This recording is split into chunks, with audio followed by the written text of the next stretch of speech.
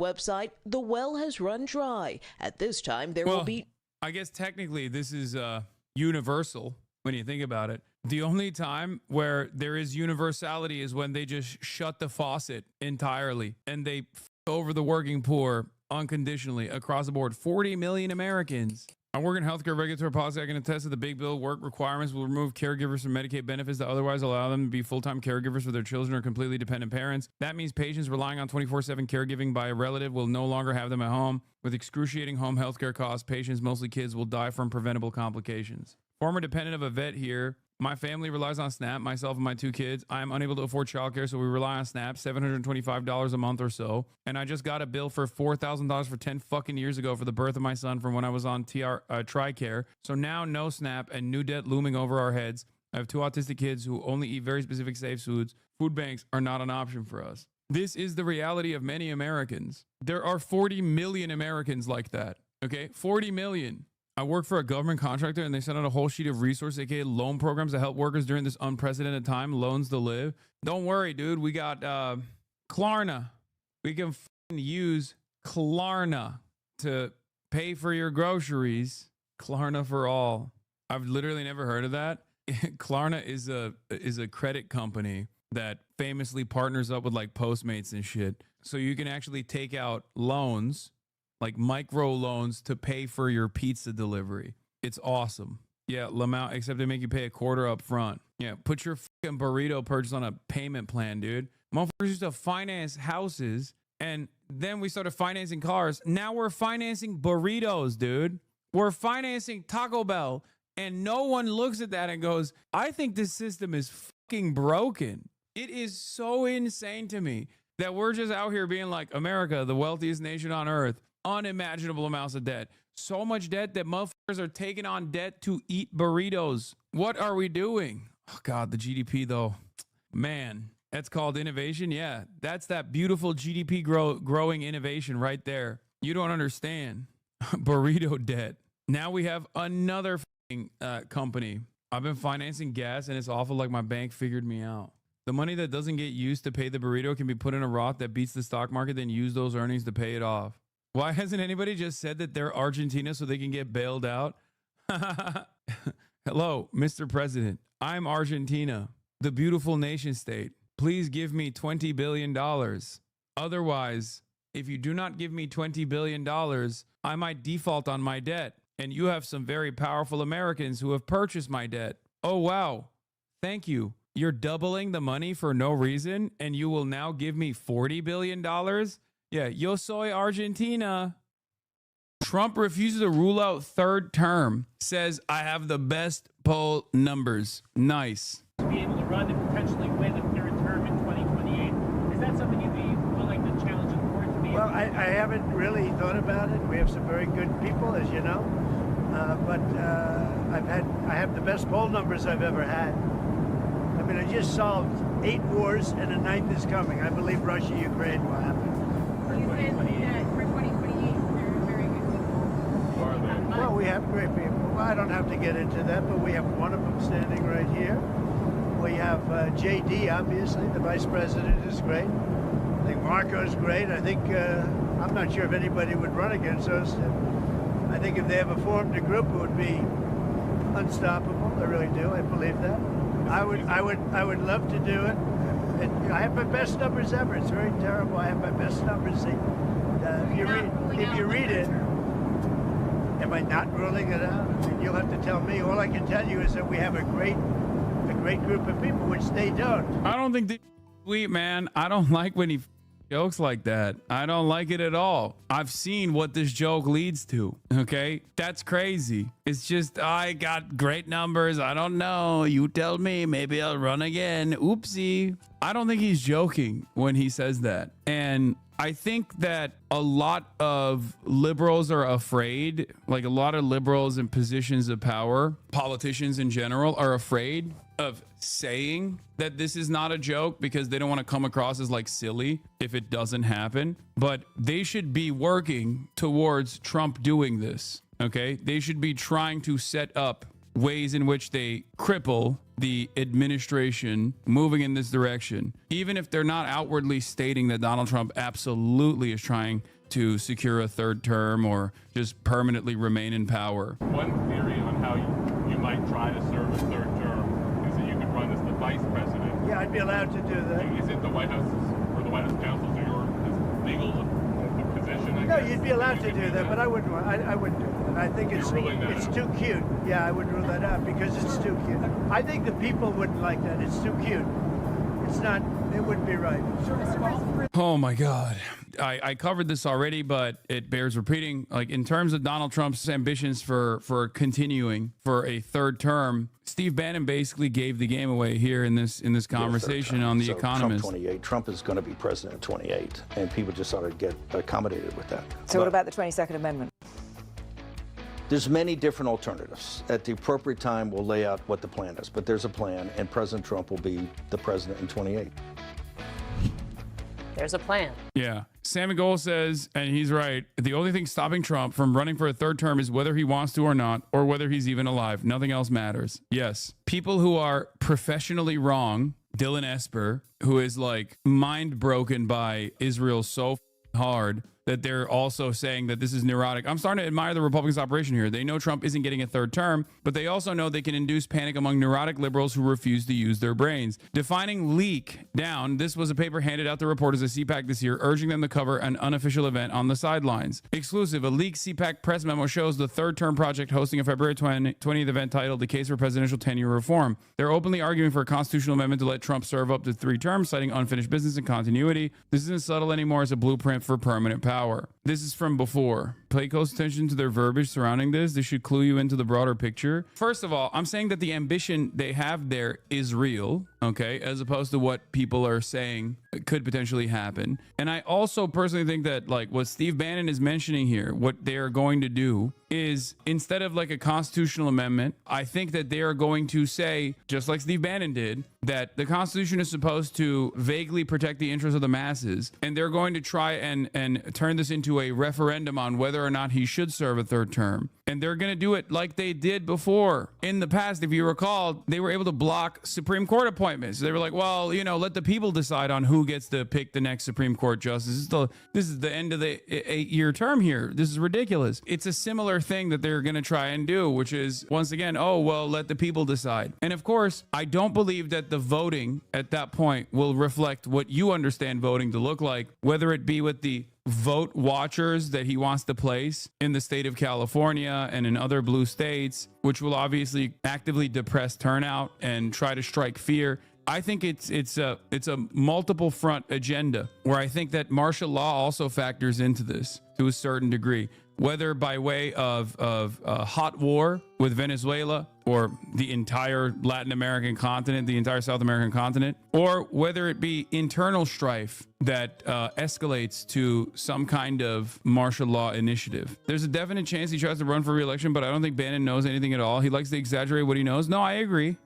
Bannon likes to self-aggrandize and really beef up his importance. He'll talk to any media figure that presents him as a significant factor in the administration. He greatly overemphasizes his role here, for sure. Having said that, I do believe that there is ambition in the Trump administration to do this. Whether it'll be Steve Bannon and his strategies that play this role, or whether it be the Heritage Foundation and other institutionally important think tanks on the Republican side that play this role, it doesn't matter. But I'm sure there's a legion of lawyers that are actively trying to present this argument, this alternative right now, whichever way they can. The main indication that he might run for a third term is because Steve Bannon keeps talking about it. No, that's not where this comes from. I mean, even this like leaked CPAC memo is a good example of this, that it's not just Steve Bannon. Like, even if this is the Republicans doing it on their own, fake leaking to the media to stir up trouble and chaos and controversy. No, I meant the opposite. Trump said it himself. Oh, yes, exactly. Trump himself is saying it. Yes,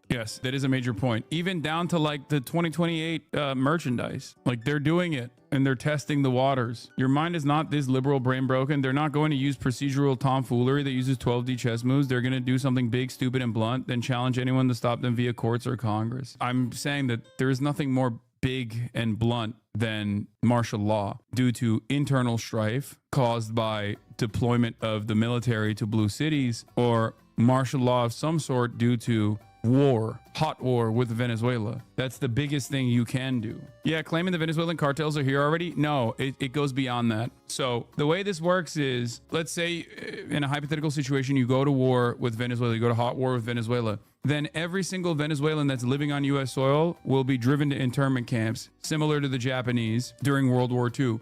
But it goes beyond that, because then you can make an argument for every single Latino living on U.S. soil, American citizen and non-citizen alike. Because then it's like, oh, well, we have disloyal enemies living amongst ourselves. And it's not just the Latino population, it would be all political dissidents as well. Oh, well, this is a war, this is serious, and you guys are not taking this seriously. You're actually behaving as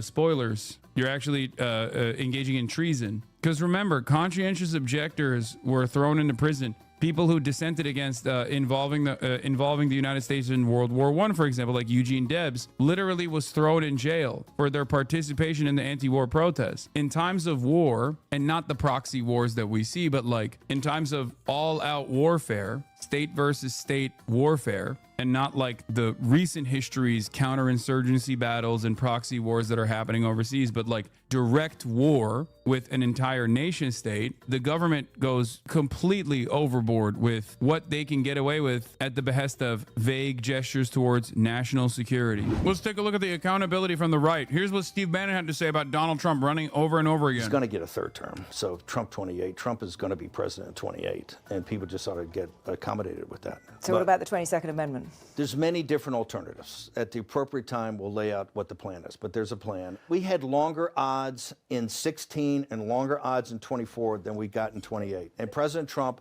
will be the president of the United States, and the country needs him to be president of the United States. We have to finish what we started. Trump is a vehicle. I know this will drive you guys crazy, but he's a vehicle of divine providence. He's an instrument. He's very imperfect. He's not churchy, not particularly religious, but he's an instrument of divine will, and you can tell this of how he's pulled this off. We need him for at least one more term, right? And he'll get that in 28. You're not driving me crazy. I'm trying to understand the coherence of the things you've just told me. On the one hand, you've said the Constitution is fit for purpose.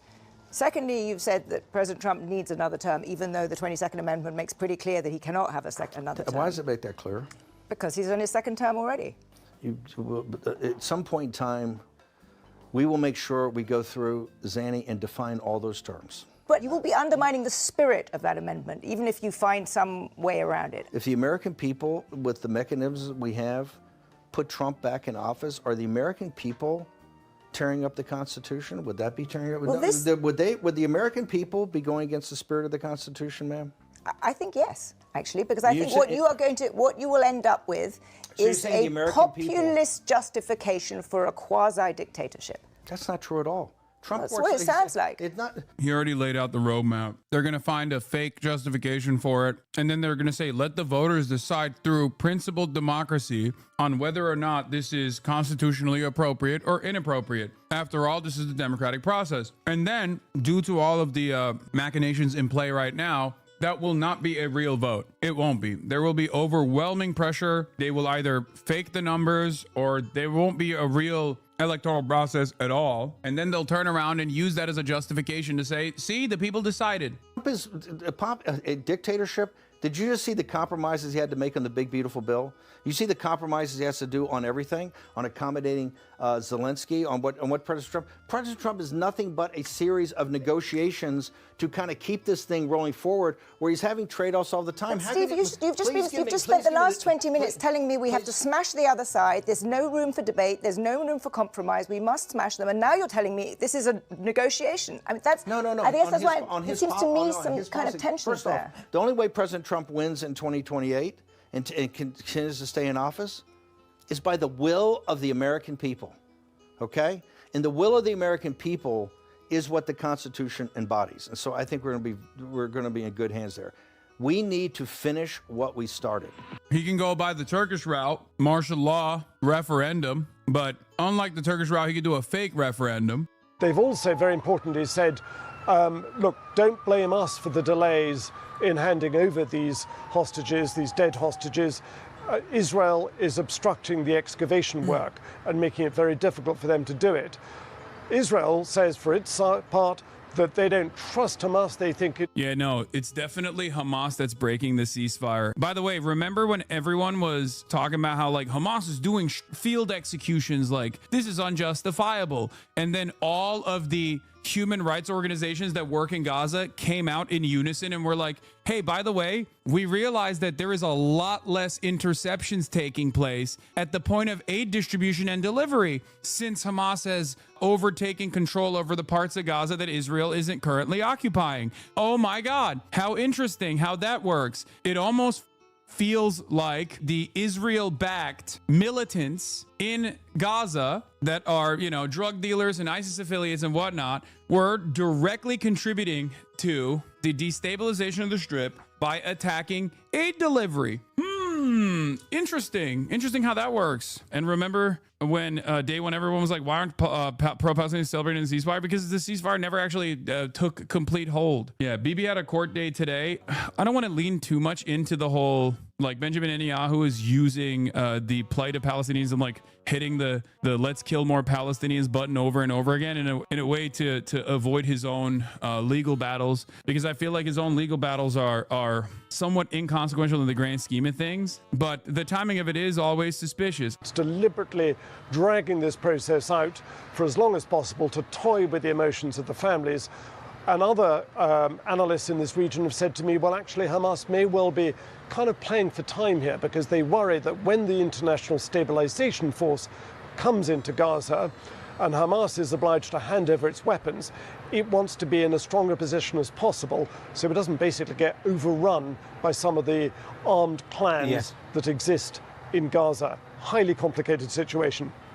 Frank, in terms of the American position, are you clear about that? Because since the ceasefire plan was signed up to, they have actually at different points said that and have acknowledged that actually it will be difficult in part for Hamas to retrieve the bodies because of the rubble and all the rest of it. So where are the Americans in where we've arrived at today? Well, up until 24 hours ago, I would say that the bulk of the US pressure has been on Israel, primarily a restraining hand. If you remember, about 10 days ago, a couple of Sundays. Once again, this framing is so crazy. Obviously, BBC is just like unlimited dick riding for Israel as always. But the framework is always so crazy because like they make it seem as though like Israel is an unstoppable force, like a hurricane or a volcano or something. And it's like, oh, well, there's a lot of restraint coming from the Trump side against Israel. And it's like, okay, well, doesn't that beg the question that Israel is the one who has been serially violating the ceasefire? What are we talking about, man? What the hell? Ceasefire on paper, but sporadic major strikes from Israel, and the thought about whether that would be the template that the Israelis use.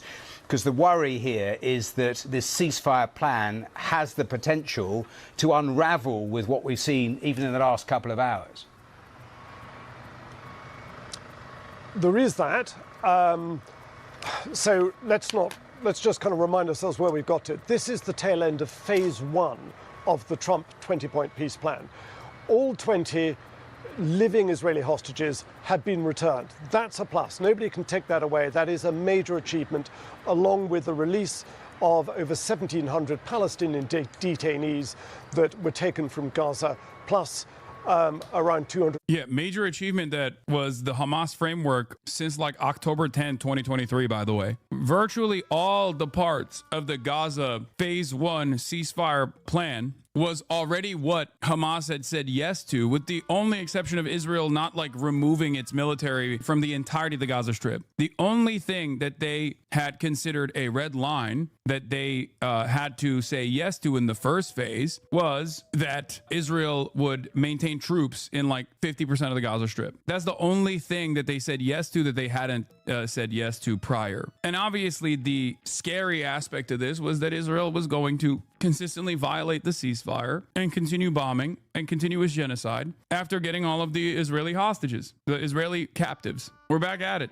50 convicted criminals. They said yes to that? No. In the first phase, they agreed to removing all of their leverage. The only leverage the Palestinian Resistance Front has against Israel was the captives. And they said that their red line was a full withdrawal from the Strip. It seems to me like there was a new calculation by the Palestinian resistance that the captives were no longer a point of leverage that they could use because Israel just didn't give a shit. And the rest of the world didn't give a shit either. And Israel would just seemingly consistently say, well, they have our hostages, so we can bomb all the Palestinians and keep putting pressure on the entire civilian population of Palestinians by continuing this genocide as a point of leverage, just like aid distribution, which is a war crime, by the way, to the civilian population. A captive civilian population was used as a point of leverage in the negotiation side for Israel. It's ridiculous. In Israeli jails. That bit has happened. But what's the Hasan, not argumentative nor a trap. Calling them captives instead of hostages, is that accurate and right? Were they not civilians? No, the last batch was, the last 20, I think, were all Israeli occupational forces soldiers. And what's interesting is there was one person actually that was captured at Noah Argamani's boyfriend, who also, it later came out, was also a, I think like Israeli Secret Service or something. So every single remaining captive at that point were Israeli occupational force soldiers. As far as the Palestinian hostages goes, they are straightforward hostages. Like for the most part, they're like doctors, regular civil society servants, things of that nature. I'm sure there's some militants that they have been able to capture in the process as well. But oftentimes they just kill the militants even before they actually apprehend them and prosecute them. There wasn't like 1,700 Palestinian militants that they captured and then released back into Gaza. They were all civilians. I'm not sure the wording matters, to be honest. Even if they're military, they served the purpose of a hostage. Is hostage carry a connotation we don't like or something? No, there's a difference between prisoners of war and hostages. That's why there is like at least a legal gray area for prisoners of war versus hostages where there is no legal gray area. Under international law, obviously genocide is illegal, but nobody gives a shit. But considering the asymmetry that exists for the resistance, that was illegal. It was always illegal. Capturing civilians in the process of a military campaign is illegal. There's no question about it. Now, of course, when you look at the legality of the actions of a resistance group, you have to match that with what they are facing, right? The severity of the crisis. If you're looking at like 75 years of apartheid and occupation and sovereignty over this indigenous population, then of course the dynamic shifts a little bit. It's like looking at the Nat Turner rebellion and then not matching that up against the severe death and destruction that black people faced under chattel slavery, and simply just looking at that in and of itself and going, wow, that was really fucked up. They slaughtered babies in their cribs, right? Like, what the f?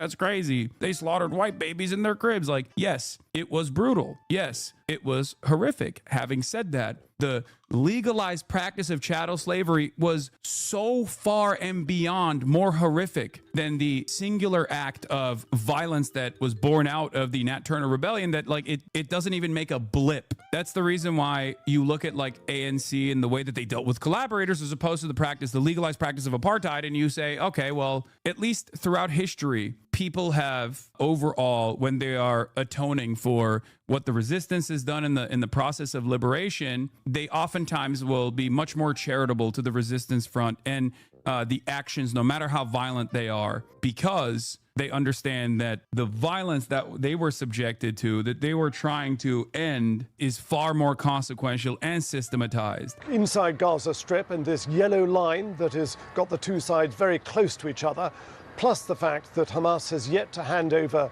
the remaining remains of dead hostages. And there's deep suspicion on the Israeli side that Hamas's excuses are not genuine. They do not believe, the Israelis simply don't believe that Hamas is doing its best to find them and hand them over. They say they've got evidence that Hamas knows exactly where all the bodies are buried. It's simply toying with people's emotions. Hamas is saying, cut us some slack. Our Gaza Strip is rubble. Much of it is reduced to, some of these bodies are buried under tons of rubble. It's going to take a while. We need excavation equipment, which the Egyptians have sent, and don't obstruct us. We need time to find them. So it depends which side you want to believe. Frank Gardner, live for us there in Jerusalem. Thanks for bringing us right up to date. Thank you. That's the latest updates from Israel, which is unfortunately the type of update that we're very familiar with, where one side ceases and Israel fires. This is exactly what happened in Lebanon as well. This is exactly what happens all over the place because Israel gets to operate within the confines of American protection. And that is the reason why it is more important than ever to basically stress the Trump administration and the American side to forcibly put the restraints on Israel because they're violating Trump's big, beautiful deal and potentially violating Trump's big, beautiful Gulf deals that might come along in the aftermath of this ceasefire. So it's imperfect. It sucks. Like, who gives a shit about the narcissistic man-child? What is this? It's interesting how Hasan uses the word resistance. I absolutely agree with what Israel has done as genocide and terrorism, but isn't calling what I perceive as Hamas something relatively positive as resistance? Aren't they a terrorist just like Israel government and Zionists? No, they are a part of a national resistance front because October 7 is not the pivotal turning point of this, of the plight of the Palestinians. They are objectively a national resistance front. They are a part of the national resistance front, a resistance to the occupation, not just a resistance to Israeli genocide, but a resistance to the Israeli occupation and sovereignty over the indigenous Palestinian population. They are quite literally resistance. The reason why people don't use that terminology, and this is where, we get into words mean something. The reason why a lot of people say, no, you mustn't call them that, you have to call them terrorists, is because terrorism is a loaded term. It's a vague term, and it is a term designed to deny the people any sort of due process so they can be destroyed, they can be killed. And in Israel's case, they can even end up collateralizing all of the other civilians that are around what Israel has declared and what the American government continues to say are terrorists. I'm sure you've heard the term one man's terrorist is another man's freedom fighter, but that is kind of the dynamic. It's reductive to say it like that, but it is kind of the dynamic. And I think you can see this dynamic actually play itself out right now in Latin America. Okay, America is currently using that vague definition of terrorism that they've slapped on to every single person that is sailing on a boat off of their own coastlines to illegally and extrajudicially murder random people on boats and then say they're narco-terrorists. That is perhaps one of the greatest examples of how silly this entire process is. They call them narco-terrorists. And when you call someone a terrorist, when the American government or the Israeli government or one of the allied nations calls a group of people terrorists, more often than not, they're not white, by the way, then they can get away with doing whatever the they want. It seems like in the US anyway, resistance carries a positive connotation and evokes ideas of fighting against oppression, while terrorism carries a connotation of nonsensical and unlimited violence. Maybe militant is a neutral version, but I don't know if it has any connotation. Yes, but it is perfectly valid to both call Hezbollah and Hamas and the Popular Front for the Liberation of Palestine, the Democratic Front for the Liberation of Palestine, and even Palestinian Islamic Jihad, regardless of their own personal ideologies, regardless of how they think Palestinian society should be run, to be the militant front for national resistance. For Hezbollah, it is a Shia paramilitary group that was designed specifically to fight back against Israeli incursion inside of Lebanese borders and to also protect the Shia population against sectarian violence that was taking place, oftentimes directed by Western leadership and specifically by Israel. And as far as Hamas goes, as far as all of these groups go, if you look at the actual history of the term terrorist being utilized, the first time that it was ever found as a legal definition was actually in response to, I believe, the PLO. Ironically enough, we started calling Palestinian resistance groups terrorists all the way back decades prior to the term becoming much more broadly accepted in the aftermath of the war on terror after 9/11. No, it's not back in the 90s. It's even before then. Actually, the DFLP hasn't been designated a terror org for multiple decades. Yes, because they've been successfully dismantled. That's the reason. They are incredibly marginal. John Brown was both a militant and a terrorist in the context of the state at the time, but was still just, despite the label. The words don't really matter. News is always propaganda, for example, despite the negative associations with the word. Yes, exactly. That's a lie, by the way. The U.S. government just went after a charity for being a front for material support for PFLP and terrorism. Yes, PFLP and DFLP are different. PFLP has a little bit more motion than DFLP, and they just don't really exist at all. At least PFLP has like maybe 100 people, but The Democratic Front is virtually non-existent as far as I understand. Even though the limited amount of people that are a part of the Democratic Front for the Liberation of Palestine, which by the way, PFLP and DFLP are both different Marxist tendencies. They're socialist formations. They used to have a lot more membership. They used to have a lot more, DFLP split from PFLP back in the day. But regardless, one of them is, I think, Maoist. I think DFLP might be Maoist. It doesn't really matter. They are super, super marginal, okay? They are very marginal in the grand scheme of things. Like the Resistance Front is predominantly led by Hamas. Hamas has taken over the PLO as like the organizing factor as a part of the militant resistance front. And one of the successes that they have seen is that they've been able to combine the entirety of the resistance front. So it's mostly Hamas that has the largest number of militants, largest number of armed combatants, and followed closely by the Palestinian Islamic Jihad. Hamas, however, unlike the Palestinian Islamic Jihad, also has a civil governance component in Gaza, whereas the Palestinian Islamic Jihad is not a real party anymore. Like, they have no interest in, at least in the last couple of decades, they have not necessarily had any sort of investment in operating as a part of the political infrastructure of Palestinians. They are more so a militancy. They don't do a lot of politics. They just have a brigade. What's interesting, at least in my experience, and maybe I'm a little bit wrong about this, but PFLP in their heyday was actually quickly eradicated by Israel because they saw PFLP as a real threat, because they could do an international Marxist call to arms and they could get support from other existing international Marxist organizations. And that was a major problem for the Mossad. That was a major issue for the Mossad. So as opposed to how much motion that they previously had, the amount of motion they have now is fairly limited, because they were part of an international Marxist movement, which is precisely the reason why you had the Japanese Red Army faction that would go to Lebanon and train with the PFLP, and then would go and hijack planes and stuff back in the day. And many of them were Christian too. Many of them were Christian Palestinians. And Israel assassinated all of them, including their leadership, alongside their family members in places like Lebanon, like Hasan Kanafani, who had never actually held a weapon as far as I understand. He was specifically a writer, and yet Israel killed them all the same. This does not mean that there weren't militants within the PFLP. Of course there were, but Israel killed the militants and the non-militants all the same. And of course, even then, their militancy was certainly valid. They were resisting against an oppressive settler colonial apparatus that was backed by the entirety of the Western world at the time. What is this? Adam Friedland has spoken. The video is insane. Wait, what the f? Be able to sit here with you today and just take accountability. I was dealing with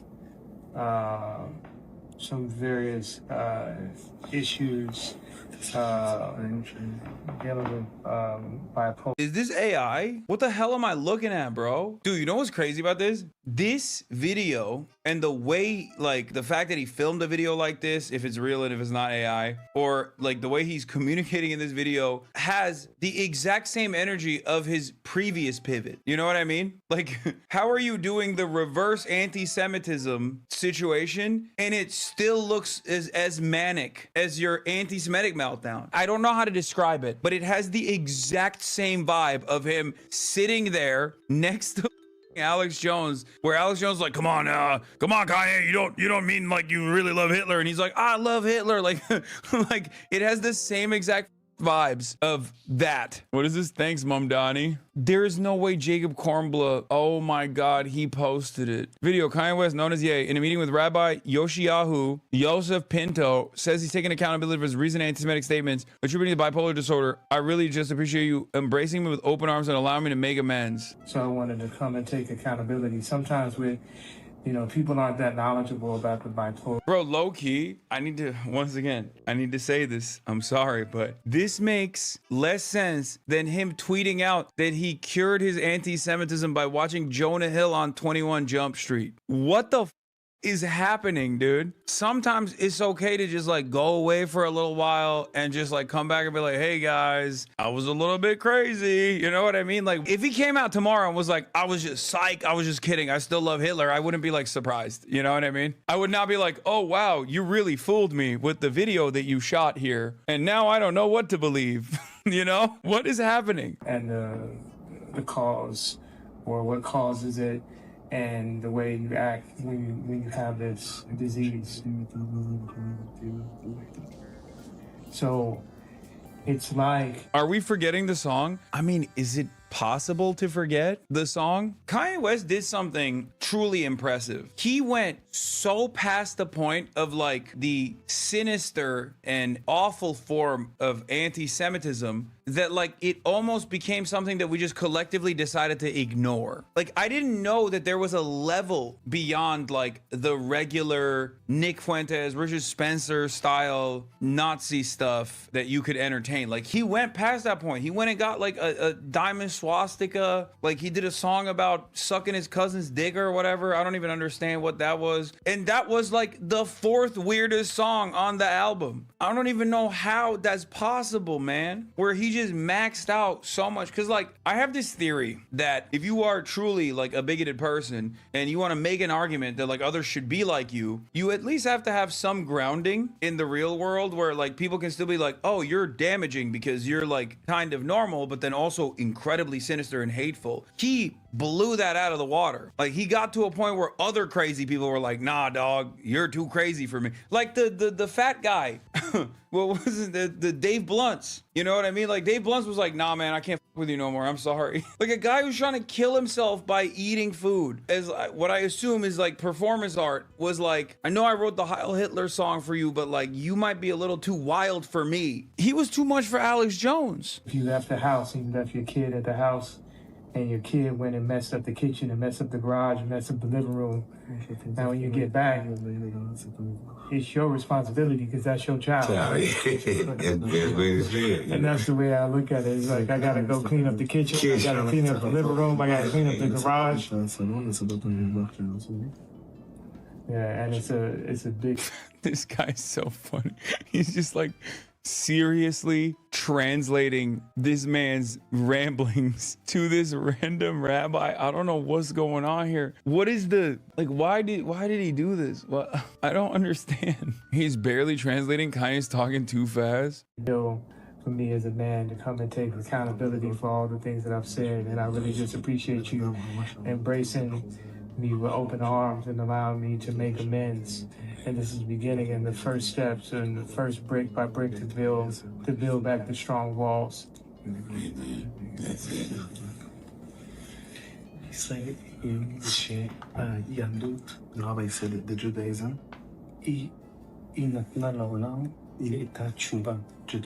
Judaism brought to the world a way for someone when he regret about something that he has done wrong. And the Jews live on this way of, if someone did something wrong, you can regret and fix it. And the rabbi is hugging you and hugging everybody. And God willing, and from now on, strong things and good things, and only good. You are a very good man. Amen. That's a blessing, man. Very good. He said Judaism is the answer. He is translating it wrong. His anti-Semitism fan base is pissed. He's doing it for the outrage. Rabbi has not heard the album. Brother, I think we should just shelter him from that. You know, he seems like an old man. You know what I mean? Like, that's a bit f***ed up, I think, to just show him that. I mean, nobody needs to hear that, but especially not this rabbi.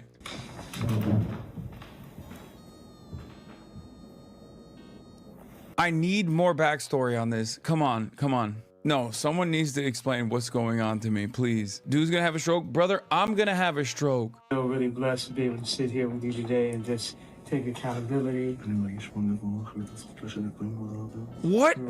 I was so happy to see Kanye publicly take accountability for the pain his words may have caused so many.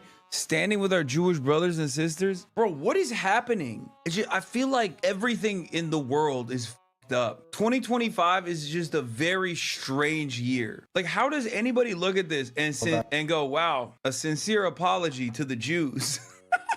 What the f is going on? It feels like he just hit up his boys and was like, bro, find me the most Jewish looking dude you can.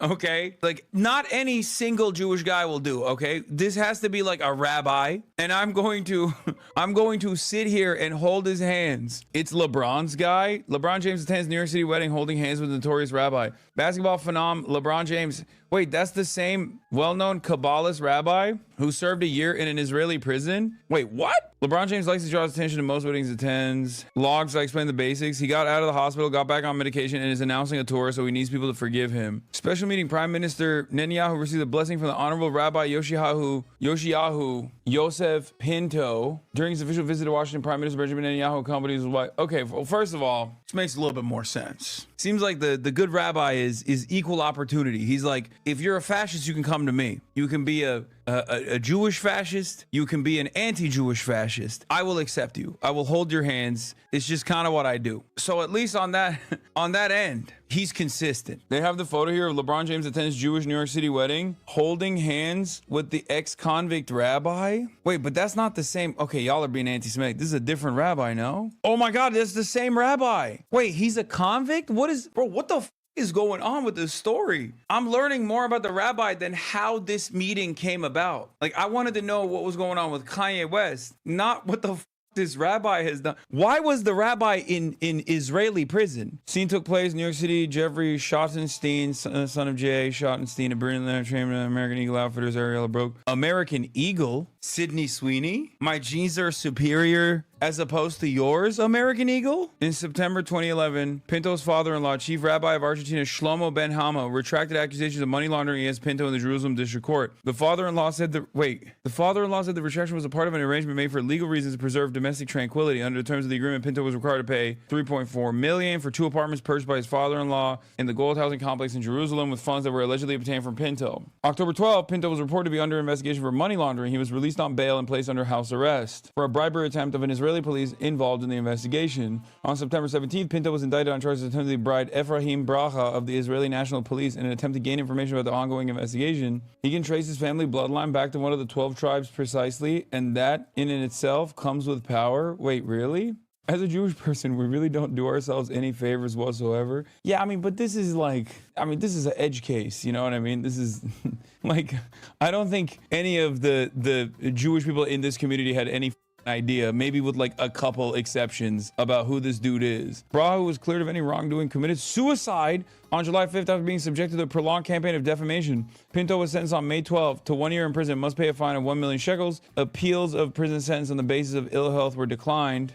Damn, they still locked his ass in jail. After a brief stay in an Israeli hospital to check and treat his medical conditions, including cancer, they rejected his appeal for clemency. They were like, no, your ass is staying in prison. He's 52, he'd be 62. He's 52 back then. No, that's a different guy, right, chat? This guy is not 52. There's got to be like 2 Yosef Pintos that happen to be rabbis, right? This is a different guy. Bro, this guy is 52? That picture's from 2011. Okay, but like that guy is 52. It's got to be the beard, right? Am I being crazy? Rabbi Shmuley is 23 years old. It's just a rabbi thing. Wait, how old is Rabbi Shmuley? Wait, hold on. Like, he's like 65 at least, right? Yeah, he's 58. Okay, see? Shmuley looks his age. Like, I can see he looks like he'd be 58. Wait, this guy is younger than Rabbi Shmuley. That's crazy. Anyway, I just took so many sidesteps here. On Sunday, James and Pinto look closer than ever. Video uploaded to YouTube by Jewish Insider shows James holding Pinto's hands and listening closely to the rabbi's ear before giving him a big hug. I don't know, man. There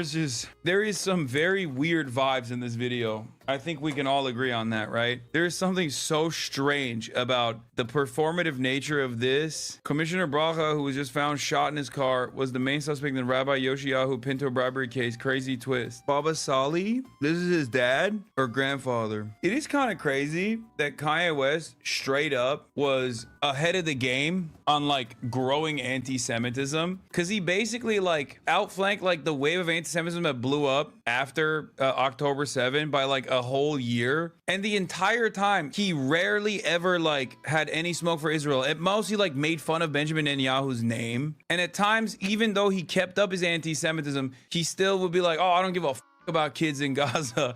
Like, it was a very strange, like, unrestrained, unfiltered version of anti-Semitism where it was like, no, you don't understand. Like, I have no hatred for Israel as a nation state or as a people. I hate Jews is what he did. Super strange. And now I feel like he's getting ahead of the curve where he's going, actually, the anti-Semitism stuff is now, like, is too mainstream. I'm done with that now. I'm actually done with that because it's just too many people are saying the things that I was saying. I found the video of Kanye West with Rabbi Pinto to be totally unremarkable. If someone wants to change, particularly someone who has played a significant role in the explosion of Jew hatred globally, it takes years to prove it. That's my personal decision, just to be clear. Obviously, it's a matter ultimately for the Jewish community. I do not believe Kanye West has changed. He's deeply unwell. As someone who's immersed in neo-Nazi propaganda for hours every day, I cannot begin to explain to those who aren't how often Kanye and his music are laced through their narratives. Candace Owens would not be infamous at the level she is today if were it not for Kanye West. This is true. And let's not forget about Kanye's relationship with Nick Fuentes. I can go on and on. This rabbi is a frequent LeBron associate. Tablet. LeBron consults shady Kabbalist rabbi. In related news, I hate LeBron. So this rabbi is sus, huh? Is that what it is? Like, it feels like there's some criminal background stuff because it's like the tablet calling him shady. And I don't know if he's calling him shady because he wants to shit on LeBron or if he's calling him shady because he's like, go ahead, defend LeBron. Brother, listen, this is way before the allegations. Okay, he didn't know. He actually is holding his hand to lead him down an honest path. It didn't work, but he saw the promise that this good rabbi had in his heart and his soul. And he said, let me guide you. Let me guide you down an honest path. And sometimes it fails, but you can't fault a man for trying. It's really messed up. So was it Hebron James? Okay, stop. Yeah, he says, I'm here for you. This is like the reverse Kanye, where he's holding the rabbi's hand and the rabbi is actually apologizing for the crimes he's committed to LeBron, who's never done a crime. You know what I mean? That's what was going on. What's up, everybody? We're live. We're alive here at the heartland of Empire, here in the Devil's Nest. That's right, we're in Washington, D.C. But unlike many of the congresspersons here today, we're going to be hanging out with a Congress member that I actually do think is awesome. We're going to be hanging out with Summer Lee. She's going to be walking us around, showing us around the Capitol. I'm going to try to recreate my favorite moment from January 6th where I'm going to walk in and go, Derek Evans has made it into the Capitol. Hasan Piker has made it into the Capitol as we're live streaming. You already know. You get a bunch of hogs like you and I, me and March, in the Capitol. It's basically January 6th. You know what I'm saying? It's basically. New York City's still. Oh, hi. Not you. Hi. Wait, I'll come down here. I know you are so tall. Hi. Oh my goodness, who would have known? Nice to I am meet so you. short. Right? Hold up. Yeah, you can get up there. I don't want if you people to think that I'm like. Oh yeah. That I'm super short. Let's get you mic'd up. All right. All right. So I'm gonna be honest. Yeah. I hate DC. I hate See, that's because you don't know real DC. Okay, this is not True. DC. No, I always do that caveat as well. Yes, you're Yes. absolutely right. I mean, like, this DC is I whenever I do stuff around I here. feel you. It's always like there's like an air of evil in the environment almost. Even if it's not evil, I mean, it's like evil mixed with stuffy, mixed with Yeah. pretentious, Yeah. mixed with cloudy. All right. I'm very lucky that I met DC before all of this. Uh-huh. Like, I got family Oh, from you the have family area. here. Yeah, I got family from the area, and I went Okay. to law school Can here, we go through actually. here? We're going this way. That's why we wore this. Okay. So we are in one of the office buildings now. Mm-hmm. How you doing? They're with me. Some of them. I don't know the tall one. Yeah, I don't know him. Don't see that. No, I'm joking. Damn, you really get him. No, I'm joking. But yeah, no, we're over here. So listen, this is Capitol Hill. Capitol Hill, not DC, but this is actually it's kind of bustling. I'm a little bit shocked. Yeah. So like we're just, oh my God. That is, so listen, when you talk about staffs, this is my staff and I like my staff very much. The staff over here that said, oh my God, when you walked in, is my roommate staff. Oh, okay. So I like them very much too. But listen, this is the cafeteria. Obviously we're in like 6 weeks of a shutdown. Yeah. So I was not quite sure how, like. I'm surprised they're still feeding the staffers. They should be. I thought they would have cut down on their feed the too. Staff is feeding them. The staff are feeding themselves. Yeah. Yeah, no, they're paying for this. Yeah. They're paying for this food. Like, it's a cafeteria, but you gotta pay for this food. Yeah. So we have a Okay. couple cafeterias. So it's like you have this one over here in this building. All the buildings have a little bit of something, and then the Capitol. But then yeah, this is where everybody comes. My Cool. team, y'all eat down here, right? So, Before we move around, is the audio good? Okay. Why don't you introduce yourself as well one more time so we do it the right way? Yeah. Hey everybody, I'm Summer Lee. I represent Pittsburgh, Western Pennsylvania in Congress, so this is my second term. So I know my way around here a little bit, but not enough that I have enveloped the air of evil. But I'm a congresswoman and I'm excited to show you all around. We got friends. We got friends We in have DC. some. I'm a progressive, actual, real life. Yes. Progressive, not the Yes. fake ones. Yes. So there are She some really of us is. here. She is. She's dope. For those of you who don't know. But they know already. They know. And if you don't, now you know. And they're about to find out. All Yeah. right, so what's the plan here? What are we doing All today? right, so we're gonna go through here, right? So we're in one of our office buildings. We're gonna take a tour of the Capitol. It's gonna be an abridged tour because honestly, you could spend years going around this place. So we're gonna go through here. We're gonna go through like the tunnels. We're gonna see all that. the tunnels. Yeah. So all of these places are connected by tunnel. We're gonna walk through our tunnels. We're gonna go through the Capitol, hopefully. Right? We're gonna have to move quickly when we get like around the House floor. Yeah. I mean, you asked me. I'm gonna try to get you in the House floor if you want. That'd be great. I know y'all aren't gonna be able to come. Like the people aren't gonna be able to come with us. Oh, they're not but gonna I might be be able to. Like the camera can't. Oh, okay. But we can peep in. I think we can Okay. peep in. We can just do So, a yeah, quick peep. This is my like January 6th tour. You know, that's what. I don't know the route that they took on January Yeah. 6th. This is. I don't think we're gonna take that route. Yeah. But You no, know so who knows? honestly, yeah. So like You know who everything is knows? connected Was by it tunnel. Lauren right? Boebert. She knows the route. She knows that there are people who know the route. Yeah. I wasn't even here when all that happened, so Yeah. honestly, I watched a video of that, and I was a little scarred by it, like watching it, Yeah. and now knowing, just like being here, knowing how this place works, like to now envision like an actual insurrection happening here is wild. Yeah. Well, we were there basically because everybody was kind enough to live stream it.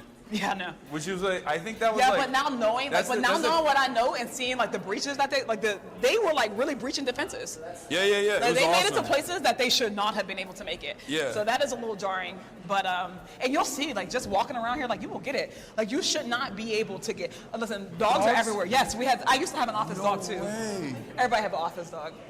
That's cool. Yeah, we love our office dogs around here. I forgot that this is also all the politics nerds, so everyone keeps like passing by being like, "That's Hasan Piker." I'm like, "What?" Yeah, this is your place. Yeah, this is Welcome like home, brother. This is like a convention. Welcome home. So look, like right here, all right. So this is they're all with me. Hi guys. Sorry, this one. So look, this is the tunnel, right? This tunnel connects all the different office buildings. Whoa. And this is just the house ad. This is what the QAnon people think is like the baby transportation tunnel. That's what they think is going on. I don't know nothing about that. I missed that. But this tunnel, Q, is really nondescript tunnel, other than the fact that on the wall are like all these portraits. Mm-hmm. These are pictures. Like every year, I think, we do a competition with kids, like high school kids. Every single district. So every district gets to pick a winner. So all these pieces of art are all kids. I'm surprised Trump hasn't gotten into this as well and just be like, we're gonna take these down and we're gonna put photos of me. Just him. Yeah. Just him. Photos of me posted up. I actually found a rare Trump. You want to see? I posted it on my Instagram story earlier, and then I added you on it. But then I thought it looks weird if I post this and say, "Oh, like me and Summer Lee are gonna be in the Capitol." But have you ever seen this? I've never seen this. I'm gonna show you guys too in a second. It's on my Instagram. Have you ever seen this? No, I've never seen this, but I'm not. That's gonna the hold you. rarest Trump I've ever seen. Honestly, is this real? Yeah, it's from 2001. It's the most normal he's ever looked. That's a real. It's very. this is He Trump looks very normal in it. throwing a fit. Like he's kind of blasting a fit here, and I'm a collector of rare Trumps. So this was a unique What do moment you do for me with them? because I feel like I just have them for my own personal sake, safekeeping. You know. Just for shiggles. Yeah. That was. Honestly, I'm not in the business of Trump. Trump, I don't follow him. I don't wake up and consume him. That's definitely a healthier way. This is for mental health. The only thing that I'm tickled by, and I'm not gonna lie, is at the end of his little stuff, his tirades now when he says, "Thank you for your attention to this matter." Oh yeah. I do chuckle at that. That's so funny. That's like the only thing that makes me laugh a little bit. Yeah. But other than that, yeah. He's been having a tough go at it, especially with the blue wave that took place last Tuesday. He looked defeated. I like to analyze like how he feels off of his hair, and his hair was looking like. Yeah, then look at his hair. Yeah. I think that that's very fair. No, he should feel that way. But again, like you know how these things are. They call them waves for a reason. I hope that he feels a way about this wave. Yeah. I don't know that he's gonna. What about that tunnel? Where does that go? Okay, I don't That's have a damn secret. clue. I think that tunnel might go to the Senate. Oh, I know where we're going. He was asking. I was just looking. Oh no, I was just asking like where does that tunnel where does it go? I think it goes to the Senate set. Whoa.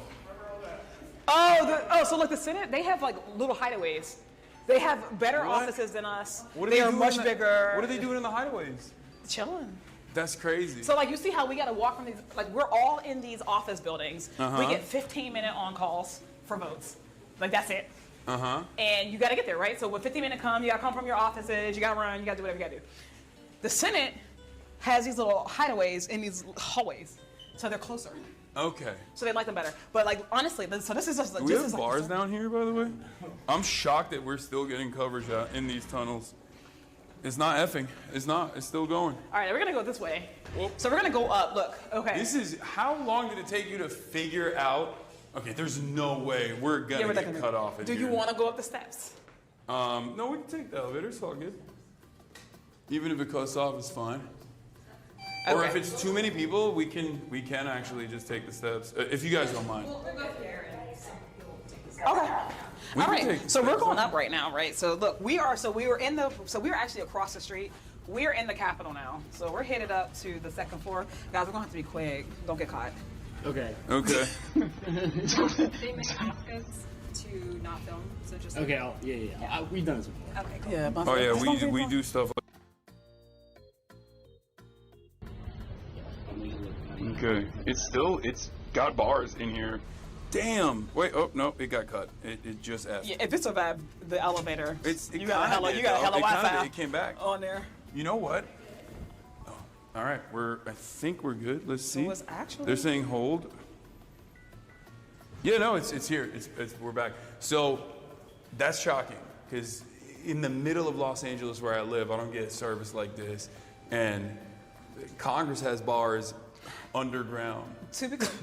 That's crazy. To be clear, when more people are here, we don't have bars like this. True. We have bars because nobody's here. That's right. So why is nobody here? So nobody's here because they have better things to do, I guess. Nobody's here because we are in the middle of the shutdown still. So like we saw all those staffers, but members of Congress, I have only seen like 2 today. But we haven't been here for 6 weeks. So like honestly, so right now we are actually literally outside of the speaker's lobby, right? So like right there, all these entrances are like, this is the House floor. Wait. So we're not by his office. I think we are gonna go by there. This is the House floor. No, but like, is this where the thing happened? Oh yeah, is it? Yes. Philip knows. So Philip is our expert. He's our Capitol expert. Yeah, that's what we saw. So if you're thinking about how close they got, like for real, literally on the other side of this. On the other side of that, there was a Secret Service guy that shot, and wow, it was right there. That's like a scene of a crime. Well, I guess it's the Capitol. There's a lot of crimes. I'm gonna say there's scenes of many crimes. Yeah, but this is where everything goes down. So like honestly, when we're doing votes, right, you'll see all types of people bustling. Like usually this place is full of people. Especially like right here, this is where they're gonna get this is where we're gonna get got. Right here is this is the front door. Like you can see, like a very nice door. Yeah. This is the door that leads right from the steps, so people just come up here. All of this is lined with like press. Yeah. This is all press. Wait, this is a real door? Or this is a real door. Like fake doors. This is a real door. Oh, I can. Okay, I'm not gonna. As it turns out, we cannot get in. Look, here we are. Okay, I'm not gonna open it. See, that's why I said January 6th. I went J6 mode for a second. What's going on? Don't say that. So you're trying to get. Why are you trying to get me caught up? No. You gotta stop joking like that, man. They're gonna put us all out. No, it's fine. All over this place, murals, marble. Actually, we're gonna go over to Statuary Hall, which is where all the problematic artwork is. Ooh, I mean, there's some problematic people in that too. So. Small fries over here. Yeah. And then look, the fascies. Because all the founding fathers were Rome weebs. They were weebs for Rome. That's why they have like the fascies, the bundles of sticks. Look who's an expert. I don't know. I'm just making stuff up. Give me the tour. You know more than me. I'm just making stuff up. I mean, this is cool. The architecture is actually pretty fire. I don't think I've ever been inside the Capitol before. Like, I've never done like, because I didn't go to school here. I went to school in Turkey, so we never did the tours and stuff. I went to school here, and we never took tours, but I went to public school. Oh, look, there's our news friends. They're always here. Yeah. So it's like, this is where CNN, Fox, NBC. Oh, this is where This is where they line up. This is where they come and they talk, and then there's so much echo. Yes. This is the best. All echo. This is the best location to do this. It's because we're in the dome now. So we're in the dome. So like, the beautiful white dome, this is it. Oh my God. Oh yeah, I remember people pouring in through here. There it is. All of my So you can look up and see understanding of the interior is literally from January 6th. I'm not even joking. Like, it's That's wild. If you say January 6th 3 times, Capitol Police comes and takes you. They just take you away. I won't burn my third one. I'll wait. I'll wait for a good moment. This is where all the statues live. Every state gets 2 statues. They were like no statues. All the statues were white people until like 3 years ago. Yeah. They're just now starting to put non-white guys into here, but every state theoretically got to pick like 2. Person here. Yeah. That's cool. No, they're all over the building though. This is where the most of them live. Every other part of this tour, you're gonna see some random statue of a guy who you don't remember. What about? Okay. Oh. What about the? I was gonna ask about like the Pope guy, but never mind. Yeah. See, you'll always get ran out of a place here. Oh, and then there's like people who are protesting. Mike Johnson is starving families, and this is Mike Johnson's office. Oh, this is. Oh yeah. Well, he's not here. Of course he's not here. He ain't here. He's. But you know what? At the end of the day, people are just trying to. Yeah. We're trying to figure out why he's not here. Oh, this is where all the problematic artwork here. So like, deadass, this is the baptism of Pocahontas. Oh my God. Like when I said this is problematic, like the baptism of Pocahontas. No this is wild. way. Pocahontas, daughter of the influential chief poet. This is not the Thomas, Disney depicted story. As kneeling and she's being baptized, Rebecca. The ceremony took place in 1613 or 1614 in Jamestown, Virginia, first permanent English settlement on the North American continent. Reverend Alexander Whitaker performs the baptism as colonists, and members of Pocahontas family look on displaying a range of emotions. Well, this is the way that Donald Trump wants to reflect on American history, right? So like this is PragerU version. Yeah, when he's like it's woke. The museums are too woke. We got to fix it. That's what he's talking about. Look at though. It's nice. It's very nice. Yeah. Yeah, it is cool. It's very fancy. Yeah. I would love to say. What's up? Huge fan. Sure. Honestly, I kind of work here. Don't want to say who I work for. Okay, well, you're on live stream, just so I you know. exactly. Oh, okay. Yeah, no, believe me. But, all right, you want to get flicked up? Let's do it. Yeah, man. Let me get out y'all's way. Here's, you want a picture? I'm gonna tell your boss. No, I'm joking. You're asking. The intern is asking Summer Lee. Hey, dog. That's crazy. That's crazy. The others are for lunch. All right, That's nice to meet you. All right, get in here, bro. Come on. We're humble office here. Quick. Yeah, we do. All right. We gotta keep it moving, bro. All right. Hell yeah. Nice to meet you. Let's go. Hell yeah. Take care, man. Have fun. All right. I'm trying. I am actually. I'm having a lot of fun. This is fun. So as you see, you might not know we're getting ushered out of this place too. But yeah, here's all the rest of the pictures. They're always the that is the picture where like I think is that the one? One of these pictures is the one on the internet where they like circle all the slave owners. Oh, it's probably that one. Yes, that is the definitely that one. So like all these pictures depicting Yeah. a very particular version of history. But Damn. Abe had boots? He had Honest Abe? He had boots on. He had heels. fashion setter. It's before his time. He was tall as hell too. I think it's like inappropriate. If you're tall, you shouldn't be wearing boots especially at that age. So you don't wear boots? No, I wear boots all the time. But I feel like we've gotten taller in general now. Whereas back and then. you're taller than what I thought you were going to be. Oh, really? Yeah. I do hear that sometimes. No, because I always see you sitting down.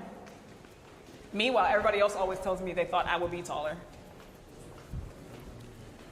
What is this? Oh, okay. All right. So where are we headed now? All right, so we are headed now to the crypt. So we are right there, actually. So literally, this is under the point of the dome. So all of this is the crypt. Now, there are stories about this area, a couple things, right? You come over here. Ooh, like spooky stories? No, I don't think they're spooky. But like this, they say that right here. So this is the center. So this is like this is the center of, you know, the dome. But also, I think that this is where they get the quadrants in DC. So like if you leave Capitol Hill, you go to real DC, you know, you can get northeast, northwest, southeast, southwest, DC. All of those quadrants are like based off of the center of this area. Wow. But is this the actual crypt where they claim that like that George Washington is buried under? Guys? Yes. I gotta go back to my expert. Going back to my Capitol expert, Philip. He is allegedly buried underneath. He's not actually there. Where is he buried? Let's go find him. Yeah, which actually is not far. But this is just, honestly, there used to be more stuff down here. Why did what are they doing? They're taking it?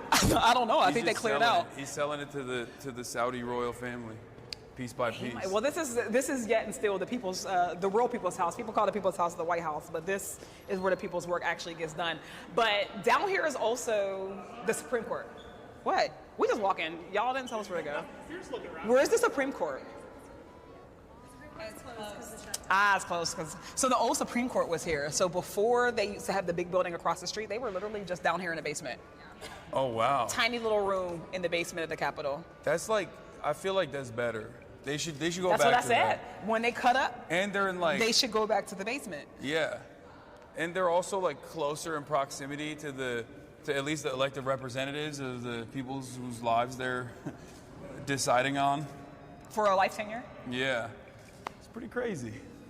Okay. All right. All right, let's go outside. You want to go see the plaza? Sure. So you haven't been on inside. Have you been outside of the Capitol? Not really. The only time I've ever been to Washington, D.C. is for the White House Correspondents' Dinner. And not even the dinner itself, but just events around it. It's okay that you went to the dinner. No, I didn't go. But I mean, it wasn't on some like principle. I just didn't, I wasn't invited. I was like, same.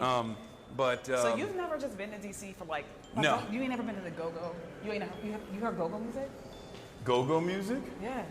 No. Go-go is like the cultural music of real DC. Uh-huh. I think I feel like we should have had some go-go playing for you to actually receive you. I went to wipe out this place. I went to a nightclub one time.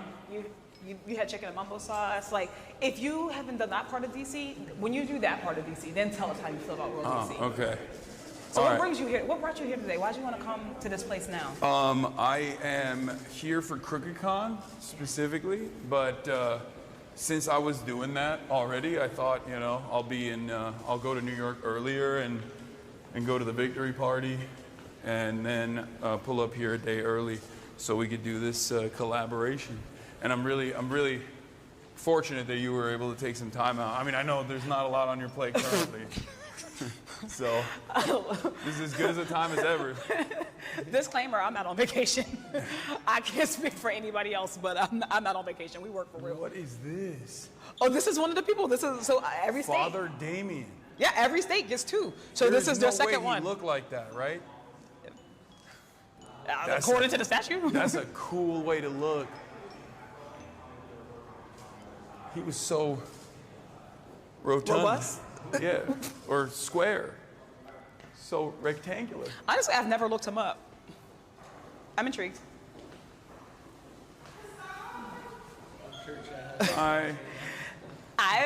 If you were here when this place was open, you would have made it through. Yeah, it'd probably be a little annoying. I feel like this. It it's gets on for tough. Congress. It We're gets gonna go tough. this way. So when you come back here and you're a member, they ain't gonna love you the same. Oh, yeah. That's never. Yeah, that's what everybody says. Everybody says, I'm not gonna do this. I don't wanna do this. Never. Oop. All right, we made it out of it. Okay, I'm so already breaking stuff. just to talk about where we started, we started over there. Oh my God. Yeah, so I met you all the way over there. Whoa. And we walked under. So that's how you can get on. So that's how, like, when it rains, weather, you can come under the tunnels. That's pretty cool. But when you come here outside, usually, so this is the plaza where everything is, right? We got all the office buildings. They're over on that side. Notice that we didn't go to the Senate. We don't go there. Yeah, no. Well, there is Senate is in session right now, isn't it? They're doing stuff. I'm not. Some stuff. Oh, okay. Not a lot. Something. They're doing something, They're doing I guess. something. I don't know. So we got like the Library of Congresses. So there goes the Senate. There goes the Supreme Court right over there. And then there's usually in session, right? You get people running over here. People are usually doing press conferences over there on the what we call the little triangle. Usually you have like press all lined up here. So when I say you press line from here, when you walk up the steps, all press till you get to the door. This is where the famous bill sat. Oh yeah, I'm just the bill. Hit over there. I know that. That's where the bill was. Yeah, This is a famous place. Andrew Cuomo made a version of that as an AI. And it was pregnant. And it was pregnant. Yeah, it was weird. It was pregnant sometimes, but not all the time. It's weird that he just chose to make the bill sexualized. Can and we pregnant. just say that I for one am excited that the most embarrassing campaign in history is over. Oh my God, I know. I mean, I have obviously some personal. Shout out to New York. Yes, amazing. I have some personal investments as well in terms of like, I'm glad that they're no longer dumping $3 million into putting my face on Knicks game advertising. Yeah. Next to the burning towers. Yeah, you get. Yeah, they were like, they were really pumping it. They really just went, we'll just tune the dial of racism up to 11. And it's not gonna get better. Yeah, no. It ain't getting better But because there's no responsibility. There's no accountability. No. You know, the elections over, they lost. You think they're going to be like, okay, we should be racist. We shouldn't be racist anymore. Yeah. Doubt it. But this guy's right over there. Crazy because it's like he is technically supposed to be a Democrat, which makes it worse. I feel like because then it's like we if should you're talk doing about this. that. Listen, they always say the party is a big tent. That tent has gotten much bigger. Like it's not expanding. I think we're expanding it. We're bringing in people. But they're not. Every day we bring in somebody, they just go off the deep end more. Yeah, for the whole for campaign every was summer off the league, we deep need end. like 3 Klans members, I think, to moderate it. Is the attitude that some people have? I think not everybody. No, it's not everybody. Not everybody. It's not everybody. But everybody should be. I don't know. I think there were some clear things people should be able to speak out against. Yes, absolutely. Like. Just calling a guy running for mayor a terrorist for existing as a Muslim, like that. Come on, that feels like something that every single Democrat should be able. Personally. Yeah, even like people who took their sweet time to come out and endorse the vote blue no matter who. Democrat. Yeah, all the vote blue no matter who people were like very. So you're not even getting a good shot. Let's swap it. Bro. That's not us. That's not even us. Okay, I got you. It's because of the sun. I was like, I wanted them to know where you at. But that was somewhat frustrating to see. Do you feel like there needs to be more protection within the Democratic coalition as far as absolutely. As far as congressmen with like marginalized background, no matter what. Precisely. And it's like we can't keep saying that we want more people to participate. We want more people to care. We want people to vote. Honestly, I think it betrays it when they treat, when people treat like Zara like that. Yo, let's just sit down. Oh, I was thinking. Oh, this is the Hakeem Jeffries. This is the Hakeem Jeffries, Cory Booker. I know, sure. They sat down here, didn't they? Everybody sits. First of all, everybody sits down here, right? They don't have a monopoly on it. Everybody's sitting down around here. But no, you hope that people like, whether they do it or not, we are gonna exist. Yeah. We're gonna run. We're gonna be successful. Personally, like the left, like marginalized folks running, like our biggest impediment isn't a hater, who's in office. Our biggest impediment is the money, right? I don't care. You hate all day. You don't gotta love us. You don't gotta. Yeah. Keep your super PACs at bay, right? Yeah. That's my ask. If we can't even let's start there. Let's not sick super PACs on people who we don't like. If we can start there, that'll be good. We can move on to how about we not be, but we can kill the hypocrisy. You want me to vote? Every single election cycle, everybody's like, did you vote blue? Did you vote for the president? Did you vote for this person? Did you vote for that person? And it's just, obviously, there's no reciprocity. There's not enough reciprocity, but I also know, look, at the end of the day, I represent my people. I bring my people with me. My goal at the end of the day is to get and bring more people. So when we lose big national elections and we're like, oh man, the math didn't math for us. Yeah. It's like, well, yeah, how many people did you not bring in? How many people did y'all say were not good enough for the party when you slow walked, endorsements of one of the most exciting candidates in forever. Yeah, and I think, I mean, that's one of the, I mean, there's a bunch of different reasons for that, obviously. You do have like big corporate donors that are very scared of the scary word of socialism. But I think a major advocacy group that is embedded within both the Democratic Party and the Republican Party, and I think you know where I'm going with this, is obviously the Israel lobby. Yeah. And you were uncompromising in your values, and you spoke out against Israel's war crimes, against Israel's genocide, and you were one of the few that did not get punished in that same cycle where AIPAC obviously like put a lot of like historic amounts of money, in AIPAC subsidiaries put historic amounts of money against Cori Bush and Jamal Bowman. Yeah. I do want to start with like, oh, we're getting deep how now. You want to go over to my office? I mean, we can do that as well. We can still walk and talk, but yeah, let's get deep. But I wanna start with like what motivated you to run for office, like what your background was, but also in terms of that last race. Yeah. What do you think you did that allowed you to cut through that noise? Yeah, you know.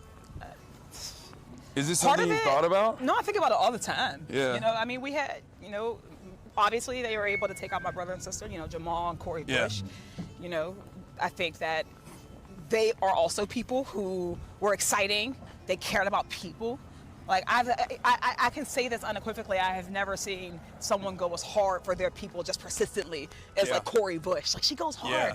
When we're talking about people should be excited about politics, like that's the type of energy that we should bring. And then like the reason why they target people like us is because they're not trying to really just take out us. And they're trying to extinguish that energy. Yeah. People aren't supposed to come to politics and be excited. Yeah. You know, so I mean, no, they want to kill hope. They want to kill that hope, right? That's Honestly. what it always feels like to me. Even with like that's. If it ain't a slogan, they don't want it.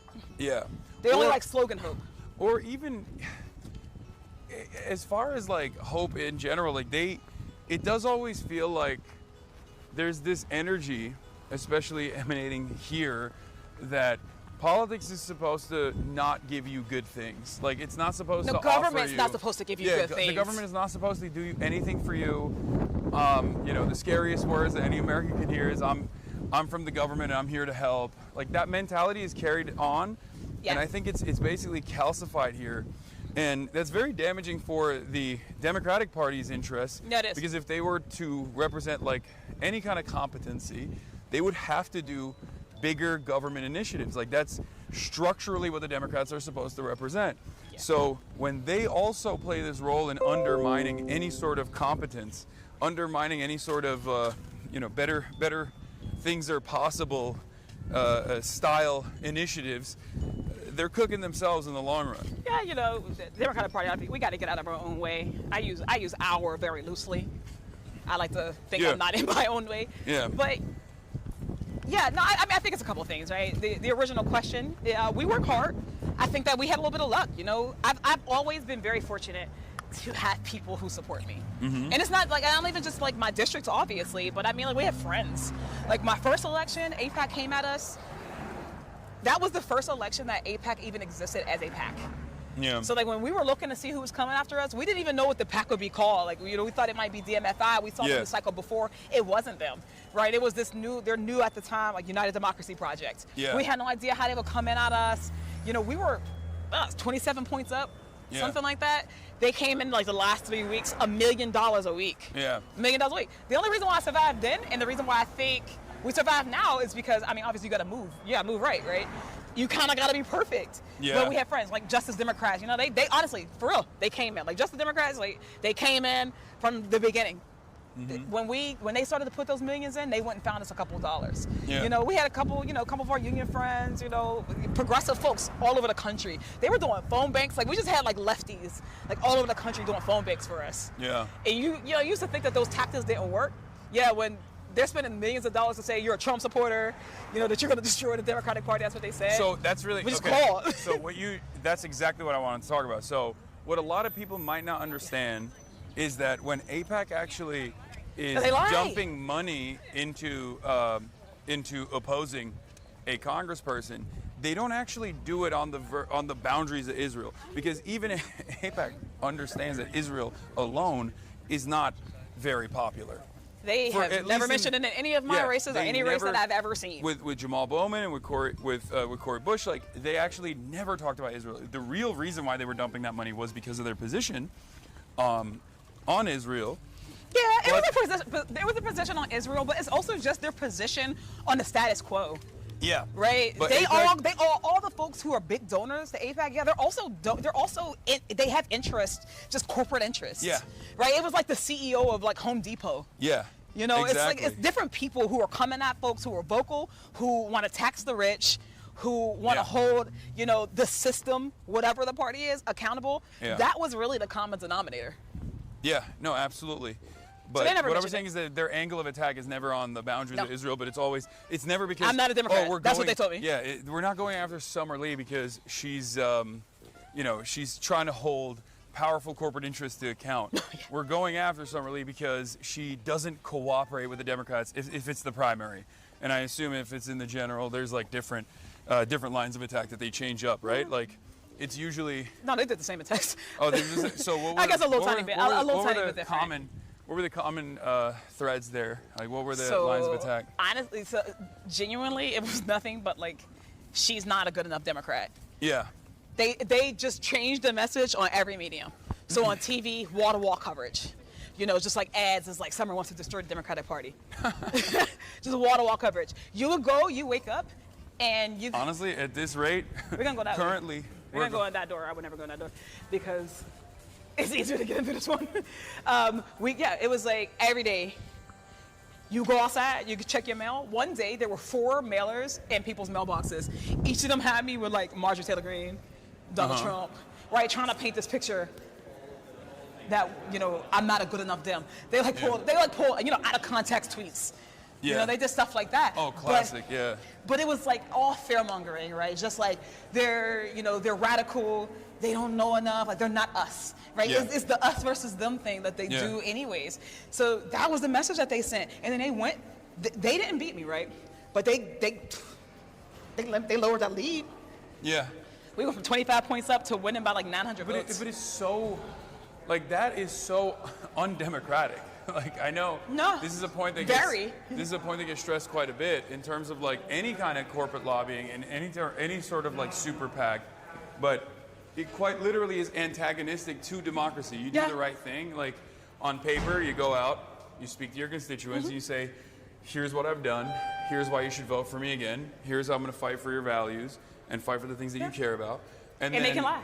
This faucet of unlimited capital can just come in and just disparage you and make things much more difficult. Classic elevator F. Okay. Oh, thank you. Real quick, we're in our office building. This is Best Hallway. Let's go to my office. Okay. Oh, we got woke flags, ladies and gentlemen. We're in the heart. These are the offices of representatives. But what are they representing? They're representing woke. Well, wait till you catch this flag of my favorite neighbor. Who is there? Can you tell who my favorite neighbor is? Oh, hell yeah. Yeah, of course. Of course. Congressional Mama's Caucus. You are our ancestors' greatest dream. Oh my God, this is so nice. That's crazy. Wait, you guys, it seems, get a lot more positive feedback from your constituents. It seems like. I feel like, honestly, they used to post stuff. I used to get a lot of. I used to get a couple of, like, pro-genocide posts every now and then. Hey, friend. Hi. Come on in. This is my office. I live in the blandest office in the Capitol. Don't judge it. What do you mean? This is sick. I haven't seen any other office, so for me, it's sick. Yeah, that's why. That's why, because you haven't seen anybody else. Everybody else usually has, like, their artwork. Like, real art. People have real. I don't have any art. You have some art? My team is all proud. They're like, you have an art. You have one picture. All right, chat, get to it. I got one picture, y'all. Get to it. We need to send her some art. That's crazy. So listen, the only piece of art that I have, funny enough, is from Rashida.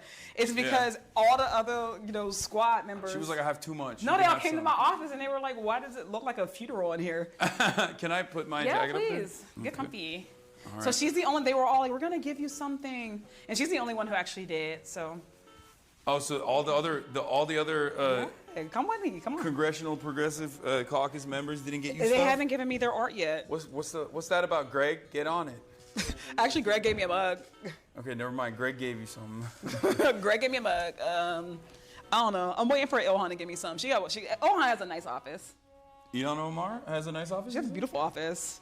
She got a balcony. She has nice things. So there is like a every office is seniority different. Like, no, slash- yes, very. Oh, so that's a big It's part the Hunger of- Games trying to pick an office. Oh, see, this is the type of stuff that like yeah, I think about like the Senate parliamentarian and things of that nature, but like this kind of additional back and forth, I never have considered. You literally pick a number out of a box.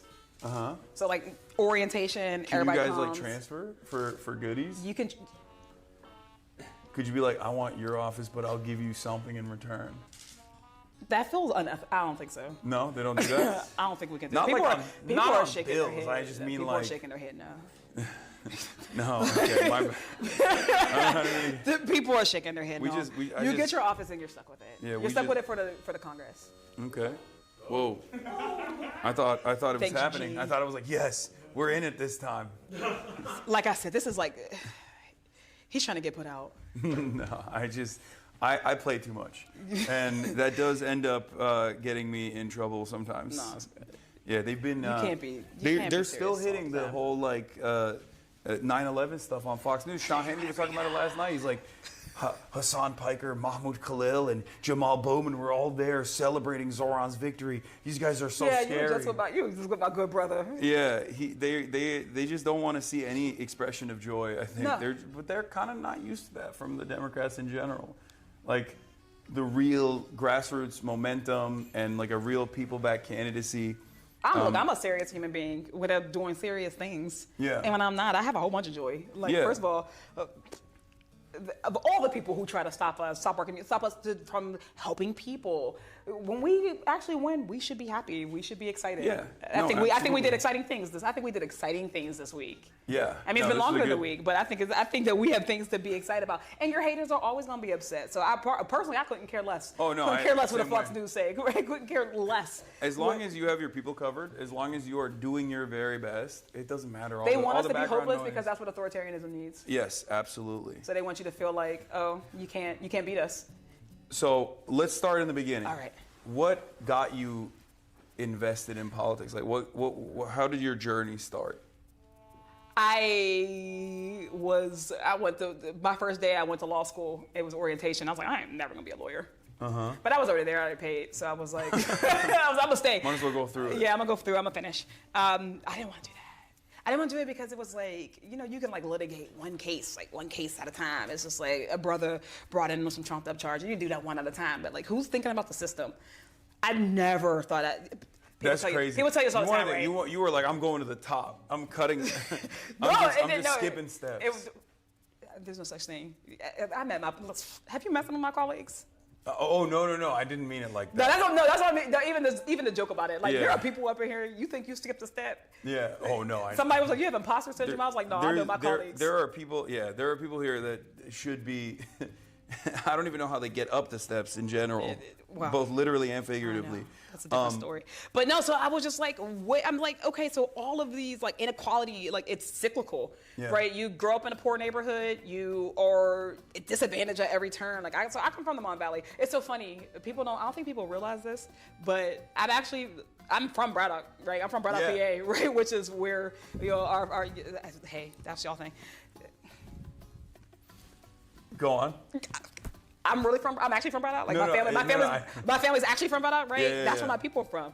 So, we grew up steel mills, all those things. We got some of the worst air quality in the nation. Mhm. Industry collapses, towns abandoned. Was your what about your family's background? Were they working in the steel mills? I had a whole bunch of family working in the steel Yeah. mills. Yeah. And that was like there was unions back then. You know what's interesting about that? Yes. Pittsburgh has always been a union town. Yeah. We don't just say that for fun. Pittsburgh Yeah. has always been a union town, and this is the thing that I think gets me in trouble. when we used to in the early days just on like this environmental racism stuff, like Mm-hmm. working on this environmental racism stuff, like reminding people like we have the worst air quality. You know, we worked in these steel mills and like the mill was not sustaining the community the way the Yeah. community is sustaining the mill. People were upset when we talked about that, but like I had a license in ways of other people. Yeah, I had family members who worked in the mill and they were not in the unions because black folks couldn't join the unions until I believe, like don't quote me, don't be mad at me if I'm completely wrong, but black folk couldn't join those unions until like the 70s. Yeah. So like the last generation of my family, you know, who was in the mill, my granddad. My granddad was in the mills. He actually left the mills and somehow became a teacher.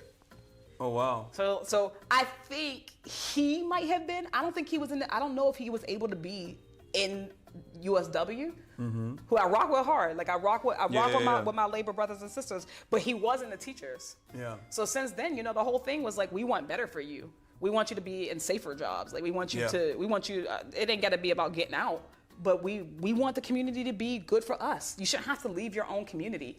You know, you shouldn't have to get out, right? Like all the things, you go to any other community, we want the same things everybody else want, right? No, absolutely. Like I don't want to be gentrified to get a coffee shop. Yeah. You know, I would like us to be able to have a grocery store in our community. I'm living in that type of community, right? We don't got a grocery store.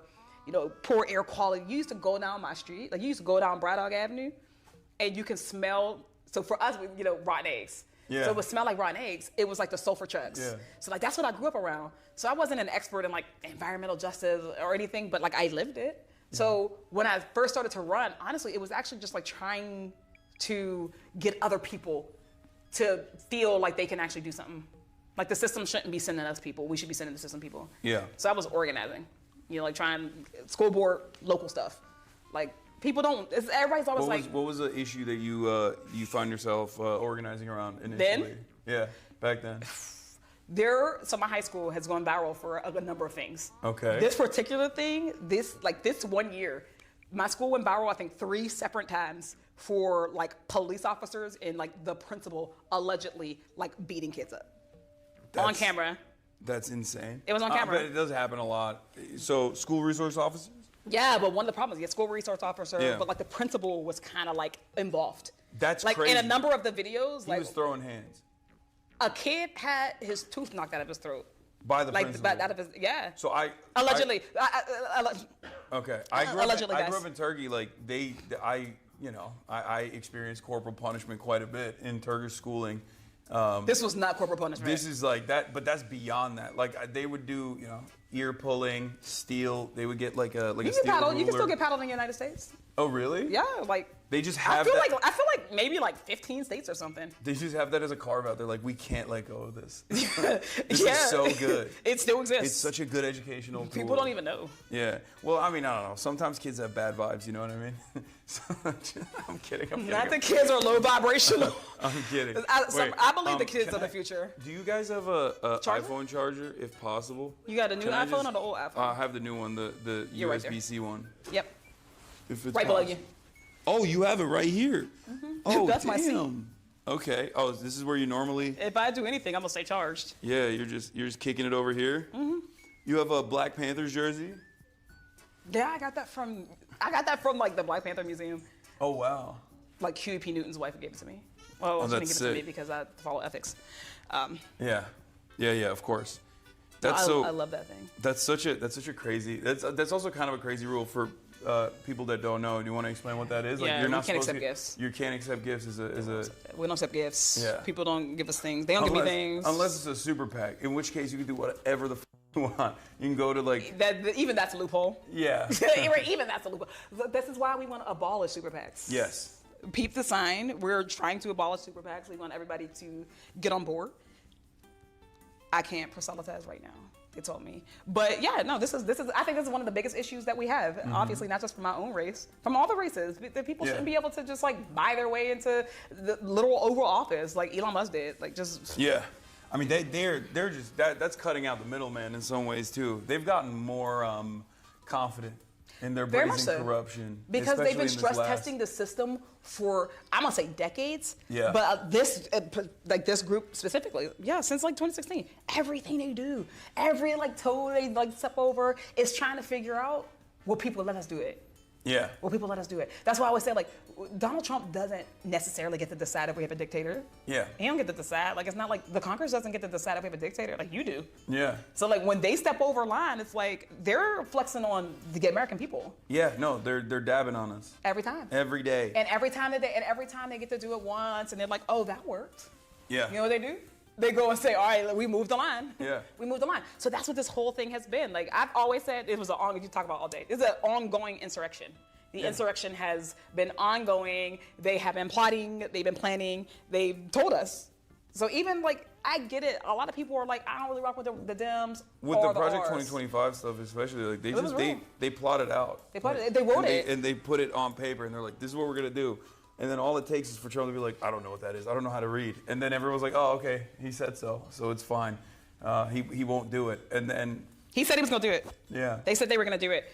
So, honestly, that's why I ran. All of this is a part of why I ran. Right? Yeah. I felt like I could see the trajectory of the country and the Democratic Party.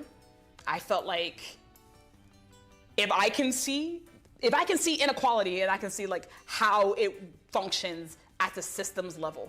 If I can see, right, people who aren't apathetic, like the party, that was one of the reasons why I really ran. Like, they kept saying, like, these people are apathetic, they don't care. I'm like, that's just not even true. People absolutely care. Yeah. Sometimes people are hopeless. Yeah. Sometimes they feel discouraged. Or, like, how many people in communities like mine, like, they've seen, the president, Democrats and Republican, they've seen the volleyball game happening forever, and their communities haven't changed. Yeah. Things haven't changed in their life. Their material conditions are only deteriorating year after year. Absolutely. And I think that is a major issue. That's like what I address all the time as far as, like, the sense of entitlement, it seems that some people hold, Democrats in particular, where they're just like, no, you have to vote for us. We're better than the other guy. And, like, theoretically, it's true. In theory, harm reduction is correct, right? It's a correct theory. But it's a terrible way to campaign. It's a bad message. It's a bad message. It's a terrible way to campaign, and it's been an abject failure over and over again. I think that's a key point. It's been a failure. I think that multiple things be true. When I used to knock on doors in my really early days, because that's all we did. Like, I knocked doors twice a day, every day. So I did a morning shift, I did an afternoon, I did, like, an evening shift. I'm hitting people for breakfast and dinner. Mm-hmm. Just talking to voters. And, same things all the time. Like, you deserve clean air and water, right? Yeah. I mean, we live in the wealthiest nation on earth. Your kids should go to a good school. You shouldn't be paying, property taxes out the wazoo and your kid still is not getting the education they deserve, right? Just stuff like that every day, every single day. But I talk to a lot of non-voters. Yeah. And I think maybe that's what makes me a little bit different. I'm not just saying me personally, me and others like us. That I talk to non-voters as much as I talk to voters. I talk to infrequent voters. I talk to folks who have never been registered in their entire life. Yeah. I have people in my family, right, who they vote when I say, go vote for me. They know me. And sometimes I'm certain they're lying to me. Like, sometimes they're like, Summer, yeah, I voted for you. Sure. Like, okay. They didn't go. What am I do? Right? Here comes summer again. Right. Asking us to go out and register. I had to go and, like, drive because I'm like, girl, I'm a babysitter. I'm gonna drive you to the poll. Like, I need this vote. But no, I've talked to these non-voters, and at the end of the day, it is that hopelessness. It's like, well, what's the difference? It doesn't make a difference. And then I talk to your Democratic establishment people, and they're like, well, of course there's a difference. The Supreme Court, right? Roe v. Wade fell because the Senate gets to a point. Yeah. That was a real thing that happened, and I think that the disconnect is that. What I think the Democratic establishment does not understand is that, look, there is something about the system that non-voters, marginalized, disenfranchised people, that they understand about the system that these folks don't understand. Absolutely. And on the other side, there is something that these Democratic establishment people understand about the system that they're not able to fully grasp and understand too, because they are worried about their basic needs. The key is that it's incumbent on us to go and get votes. Yeah. Like, we're the ones who are supposed to say, I understand why you're skeptical. I understand how it can be hard for you to prioritize voting when your material conditions are just getting worse. Yeah, what's really interesting is... We stopped doing that. Yeah, oh, absolutely. And it's like, that's the basic principle of democracy, is that voters are supposed to go out and extract concessions or make demands out of their elected representatives in exchange for a vote. And then you sit on this seat of power to make the popular demand known and try to fight for them. And yet, for some weird reason, we're so far removed from that basic principle that even campaigns like Zoran's or campaigns like yours, but Zoran's one's like in New York, so it was a big very time. high profile. It's a big time. Yeah. But it's like, it wasn't unique at all. Like, in many ways it was unique because the circumstances are so dire. But what I mean by that is, like, it's not actually that unique to go out, ask a bunch of voters and non-voters, like, what is your major issue? Actually, you mean talk to voters? Yeah, talk to voters, identify some key problems. I got big theories on why people don't talk to voters. What? Oh, in here? Oh, I would Not love even to. just here, right? Just I would love to get into that because that's a major gripe that I have. We'll circle back. But what I'm saying is, like, it's the most basic thing. You go out and you ask people, like, what's your issue? How can I solve it? And then you identify a couple of those issues and you keep hitting those issues. And of course, lo and behold, all of them revolve around material inequities and financial struggles, affordability, things of that nature. And you just keep hammering out those points and you win. Even when you have hundreds of millions of dollars in corporate interests and numerous different advocacy groups. I'm not going to say getting even. together. Let's be real. Zoran had some dollars. He had support. He had help. When a lot of people talk about, oh, why'd you win? Why'd he win? Sometimes because it's a good story. You know, we put the emphasis on the grassroots organizing. Yeah. You know, what did he have? 90,000 volunteers? He had I don't know if 50 that's a real number. No, he had 50,000. 50,000. He had 50,000 in the primary and then 104,000 in the general. That's wild. Let me tell you who ain't getting that many volunteers. Nobody else on God's green earth. Like, not in a district, right? In a non-national campaign. Well, we're trying to fix that. Absolutely. But in why a non-national campaign? Like, Yeah. that's wild. So we put the emphasis on that because we should. Because proportionally, that's us saying, like, the reason why we're here is because of you, right? People put us here, people care. You know, we connected, real connection. And so sometimes people are like, well, you don't need all that money.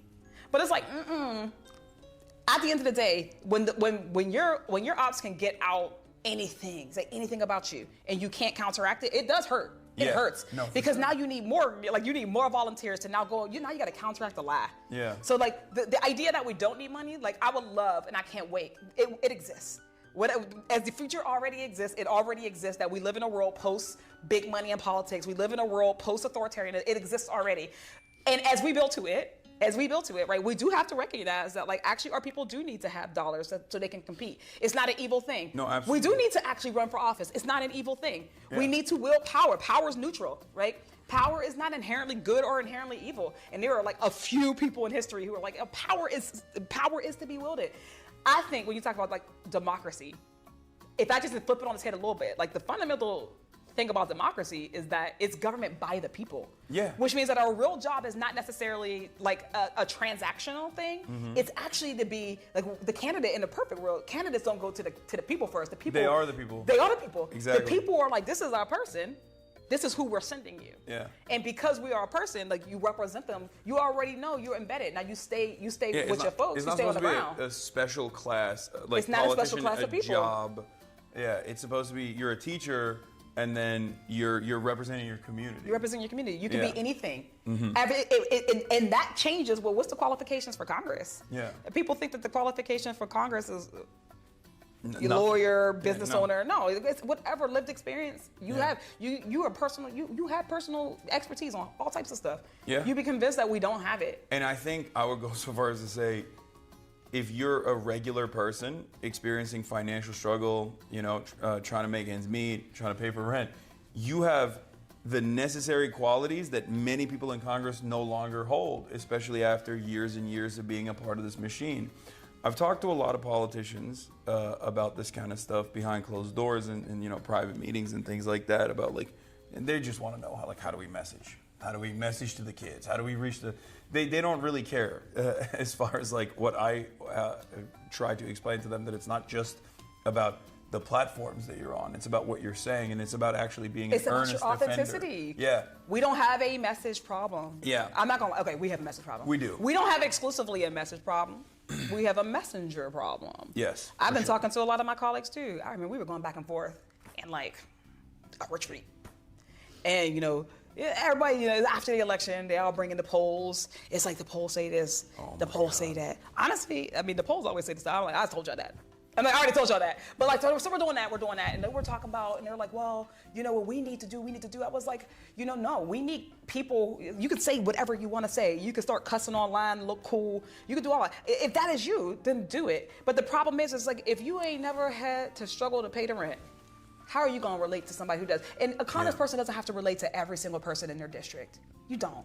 Yeah. But again, as the party of working class people, if you can't relate to working class, I had to talk to my colleagues like, yo, there are so many of y'all who generationally have not experienced being of the poor.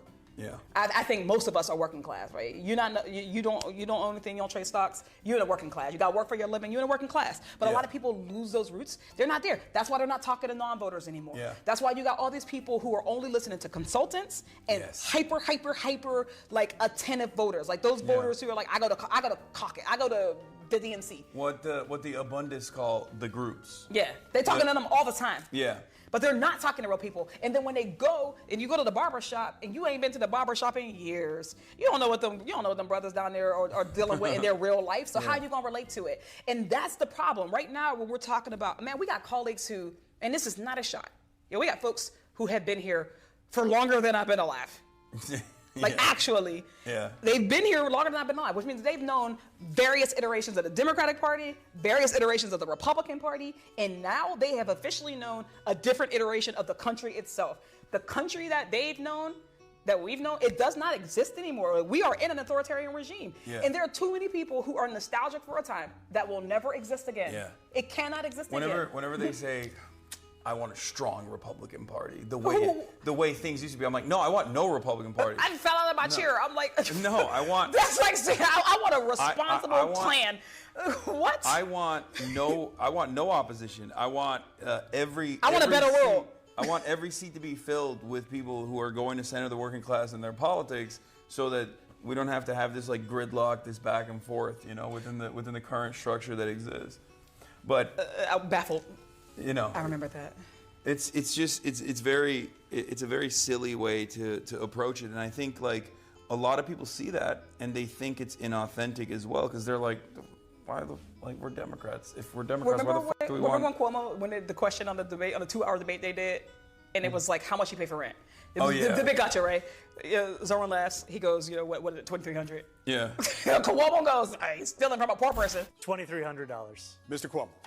He has a rent-stabilized apartment that a poor person is supposed to have. Mine is about $7,800. Yeah, that was crazy. Number one thing that shows that he's disconnected, he's stealing from a poor person. I don't know no poor people in my life who can spend $2,300. That's not the point that I'm making right now. He then laughs and goes, I pay $7,800. Yeah. Right? You can't relate. You can't relate to people like that. I felt like he owns his house, I think, right? He was just saying like his daughter's rent or something, I feel like. Or he's saying his mortgage. You still got to pay something. Whatever it is at the end of the day. I'm just saying like that people are so disconnected from actual struggle that they don't know it when it's in front of them. Like they don't even know how to deal with it. I get people come to it. I mean, the shutdown. Like it's a real thing. Like I think that the fight for healthcare is righteous. I think it's righteous. I think that in an authoritarian regime, I think we gotta stand tall, right? You give them an inch, they'll take them out. Yeah. I think the people want us to take the stand. They've been asking them to take the stand. We're doing it. And it also really hurts to see people coming to me, in my real life, who are talking about how hard it is to make ends meet. Yeah. Right? The line at the food bank was already long before the SNAP, cuts. People be struggling. And to have an empathy for that is the key. You don't have to have lived every experience. You really don't.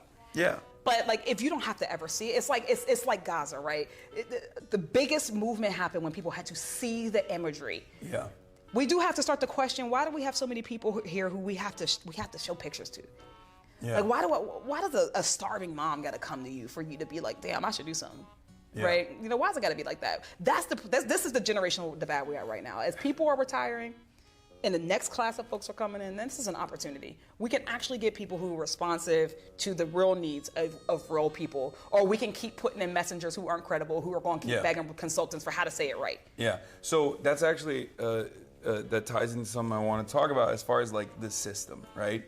One of the things that I hear from very seasoned operatives and people who have been around for a very long time is the the notion that like, well, you know, a lot of these guys, they come into Congress and maybe they have like key issues that they care about, but over the years they basically become complacent, or at least like they themselves also lose whatever edge they might have had, because they just go back and forth and there's so much wheeling and dealing with the way that bills are structured, with the way that bills are passed, that they basically they hit neutral and they just kind of exist.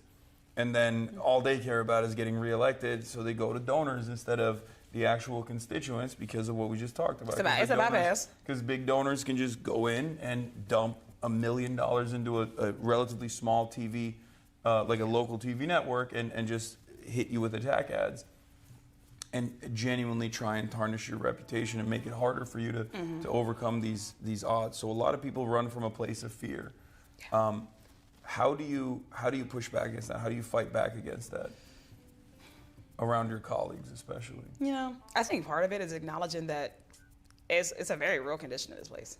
Yeah. You know, I think it doesn't. You know, I think that sometimes when we talk about, you know, someone came in with the fire, and then now it's like, oh, what happened to them? There's a lot of people like, what happened to them? I think that we all like have it in our minds that it's like it's a very like big thing. Like they got there and a boogeyman literally walked up to them with a suitcase, you know, a suitcase of money. Like we imagine that as something like this, instead of the fact that it's actually like a small concession every time. Yeah. Every time it's a small concession. Yeah, just like right? chips away. First of all, this place is a soul crusher. It is a soul crusher. So the first thing, even if you're somebody who's running, like again, we got to focus on the future, not the past.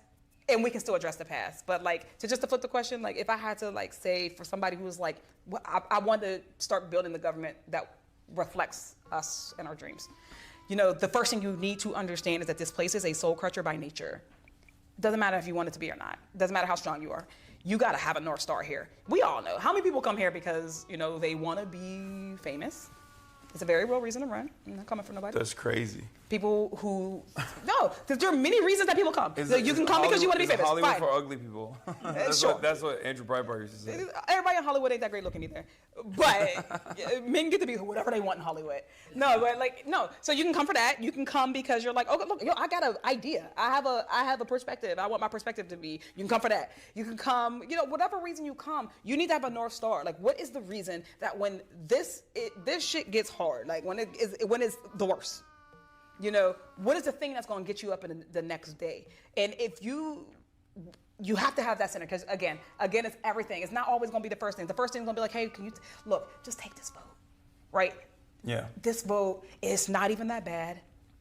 It is going to protect you. I remember when I first got in the State House, we were on for 2 years. Remember, I first got in the State House. We're doing first day into this year. We're doing a big bill.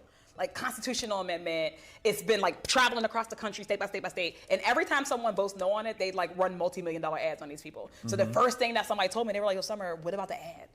Like they weren't being disingenuous to me. They weren't trying to scare me. They were telling me the reality. Like, what about the ad? It's the reality that we have to think about those things. Yeah. Now you choose how you react to that. You know the ad can come. You know the ad might exist. Is it more important that you specifically make it, or is it more important that the legacy exists of being bold, of being of representing this interest? That's where people are, that's where they get you. Because it's easy, you want to be comfortable. I have vowed to not necessarily be comfortable here. Because the moment you kind of get comfortable, you got to give up on something. You got to give up something. Yeah, I just want to be comfortable here. Yeah, and I get why people want to be comfortable. I think it's wrong, but I get it. Yeah, and then that slowly but surely chips away. And then it's already so difficult to make changes in the positive direction that people just kind of give up. And then they see the woman in Dylan. But that favors the right flank. Every time. Every time. It's much easier to destroy. It's much more difficult to build.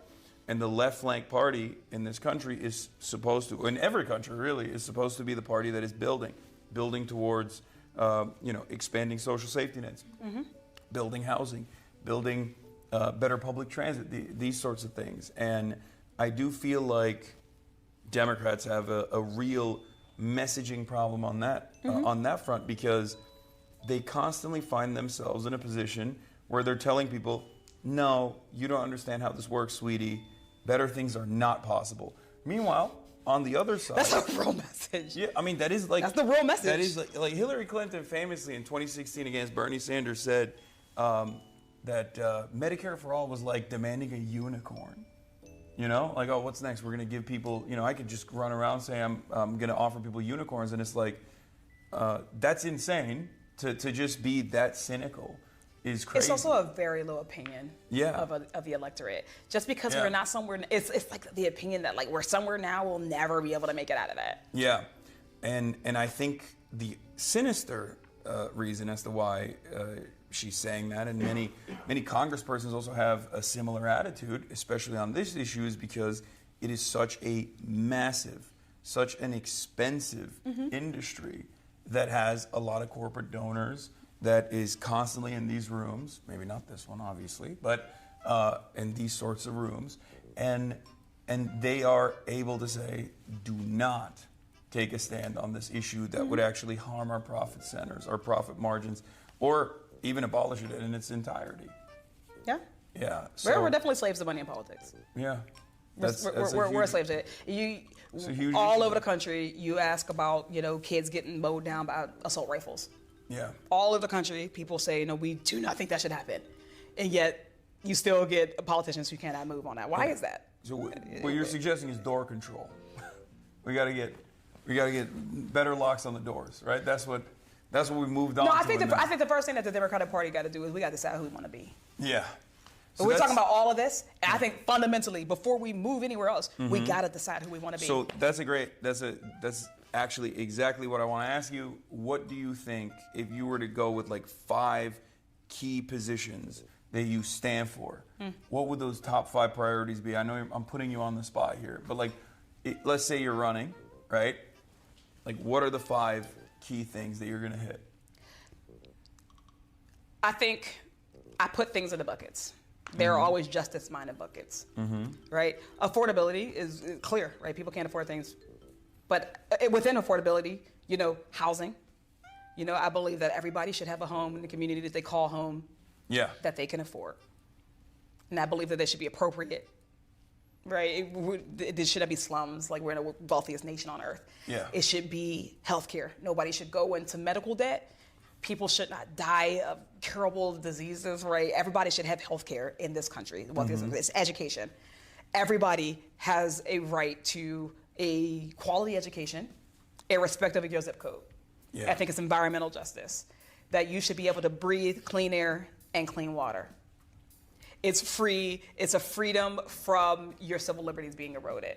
So whether that be, you know, prison reform, systemic reform for criminal legal reform, ICE, you know, all of those things. We need a serious change in the way that we think about how we are, you know, dealing with our citizens, with people. I mean, so I think like, y'all don't call me, like, I'm not saying that that's my exact 5, I was put on the spot. But those are the things that I think about every day. Like, people should be able to navigate our society without going broke every single day. Their government should not be oppressing them. Do you feel like people are, especially in this day and age, like, do you feel like the average person kind of just sees everything that's going on, but they're like, what can I do about it? And they just like go about their daily lives rather than be like more active and more, instead of being reactive, more proactive in general? Yes. How do we get people to mobilize at a time like this when they're too busy trying to make ends meet? I think that takes a flipping of the head. I think that is a product of the system itself. Is a very like top-down system. Like, think about what we talk about. People have lost hope. Like, we've killed some hope. people never had it in the first place. Right? Because the system is like, we are cogs, you know, and the wheel keeps on turning. I think people, it's that focus on what is a real democracy. When people say, oh, what are Democrats going to do? What are you going to do? What are you going to do? Early days after January 20th, that's what we heard a lot of, right? What are you going to do? What are you going to do? But it started to shift. And people started to say, what can I do? But that was also partially because, like, the Democrats kind of didn't say anything. They were like, they didn't say anything, but when you think about it logically, I say this all the time. I'm going to use the same line all the time. You tell me, I want to put a check on Donald Trump's power. I introduce a bill. Which of those bills are going to be brought to the House floor by a Mike Johnson or Kevin McCarthy or whoever they put in that day? Which one is he going to bring up that's going to get a vote, that's going to get to 218 of his members? And that's going to then go over to the Senate.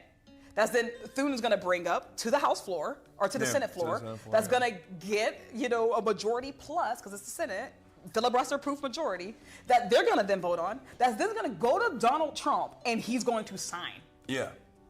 This is the lesson that we needed to learn before the authoritarian regime. That at the end of the day, it is still the final fail-safe in a democracy. It is the people, Yeah. which is why this is where I think one of the biggest failures of the Democratic Party falls. Right? We are so arrogant too often, and like this idea that we did it the right way. This is the only way to do it. Voting is the only way to do it. Running is the only way to do it, and everything else is a problem. Right? Yeah. Black Lives Matter, the anti-genocide encampments and movement, all of those things have been met with shame by people in leadership. And that's not just this generation, that's generation after generation after generation. Yeah. The anti-apartheid movement, right, in the 80s and the 90s, met with shame, right? The sit-ins, Dr. King died unpopular. Yeah. Right? And every generation forgets the lesson. And the Democratic Party does it too. Right? So we're like, there's a right way to protest. There's a right way to do that. Well, now, guess what? We don't have any lever of government. Yeah. So I think what real leadership is looking like right now, that the people we're really wanting is like, okay, so what can we all collectively do? Because people have for too long been like, my job is to vote and y'all do this. Yeah. But that's not how democracy is supposed to work. You're not supposed to vote and just go. No, they have to be more active. Like, politicians have to also, we have to encourage your activity. Congressional representatives should not only encourage it, but they should also be out there on the streets. And that is actually a real demand that a lot of voters are making as well. But what you actually talked about with respect to BLM and also Gaza is so perfectly representative of the nihilism that people experience. Because I'm 34 years old. People around my age and younger, during the COVID lockdowns and in the aftermath of George Floyd, took to the streets and they protested. I was there. They wanted to, we wanted to let our voices be heard, and we wanted some serious changes to take place. And of course, that wasn't going to come under the Trump administration. So then, what did people do? They voted for Joe Biden. A lot of people said, I don't really want this. He's old. He's not very inspirational, but it doesn't matter. We're still going to go vote because we want to get this guy out of office. So they did their civic duty. They did. And they got nothing in exchange for that. So the lesson there was, there's nothing you can do. You do everything you want. You can do everything. You can protest. You can go out and vote. And at the end of the day, nothing will change. That's we will not everything. Hear your demands. That's not everything. I think that's the lesson right now, right? But I'm saying because I'm saying that in a positive way. Yeah, I know, but I mean everything within the confines of what you learn in liberal democracy. The liberal education is you protest and you do your civic duty. That's still not true though. And that's still actually not true. What would you say is not being pulled as far as levers of power? Your money and your labor. Your money and your labor are the real things that you're supposed to be able to do something with. You can go out and you can take to the streets, but that's supposed to be coupled with something. Yeah. Right? If I'm gonna take to the streets and I'm like, I don't think that Trump should be in power. You can't get Trump because he's already the president. What you have to do is have to target everything around it. So why are we giving our money to this, that, and the fourth oligarch? That actually takes sacrifice. The reason why we are where we are is because we've had a country that has afforded us a comfort level that has not made us have to really do things that other countries have. We have examples around the world of people who have had to exercise discipline, sacrifice, and real true solidarity. We still don't know what solidarity looks like. Our labor movement is fighting each other, right? We got the building trades fighting the service industry unions, fighting the federal unions, right? Within movement, we got black working class folks, who feel like they're not heard by white working class folks, right? We actually don't know what solidarity in practice looks like. There are many things that we need to be working on right now that has nothing to do, or not, I'm gonna say nothing, but very little to do with what your government is doing. Yeah. I always say you come correct too, but we all have a role to play here. So when I think about real sacrifice right now against an authoritarian regime, I want to hear black folk, for instance, were like, they're going to cut DEI from Target. We're not going to go to Target anymore. And you know what we have to hear every day? Boycotting doesn't work. Yeah. What does it matter? It doesn't matter because I'm one person. The rugged individualism has neutered us. Yeah. It has made us forget where our real power is. It's we the people, not I the person. Yeah. Right? Boycotts do have to be targeted and directional and very issue specific and strategic. And BDS for Palestine has been fairly effective in this regard. Obviously, there's a long way to go there. And it comes with other things. It comes with your messaging. Yeah. It comes with building the narrative. It comes Yeah. with putting pressure on your elected officials. Yeah. Then you see them as tools. Each thing is one tool. It's not the only one. But you're absolutely right. Obviously, labor militancy has been completely destroyed in this country. Labor unions are somewhat corporate captured, or barely even exercise their biggest leverage of power, which is work stoppages, when it comes to even contract renegotiations usually. And sometimes it's literally illegal to because do it so. feels like a nuclear, sometimes it's illegal. Yeah. Sometimes it feels like a nuclear option. Yeah. Right? Sometimes it's like, am I going to step out on a limb and is anybody going to catch me? In Pittsburgh, we actually have the longest strike in the nation right now. We have the longest running strike. They're at 3 years, our Post-Gazette workers. And for 3 years, they've been on the picket line. And one after another, you know, folks gab, they do what they do. But also, politicians started to real quietly start to talk, you know, to the newspaper. They started to real quietly, you know, some of them might not be as explicit. I've seen many Democrats cross the picket line there. One Democrat crossed a state line and then a picket line to talk mess on me in the Scab newspaper, right? That's so like when we crazy. think about the discipline there, like, so they've been doing this for 3 years. How do you think they feel? Like they feel like, where's the rest of the labor? And it's like the rest of the labor also is like, no, we didn't mean to like abandon you. And some of them aren't actually, like, we're not even actively abandoning you. It's just that people are trying to figure out how do they exert power and where are the appropriate places to exert power. And we all have to collectively do better at that. Yeah, no, you're absolutely right. So they're like, if I do this workshop, is anybody gonna come with me? Yeah. We gotta talk about how do we get to a society where people are not sure if someone's gonna come with them. Yeah, I mean it's rugged individualism.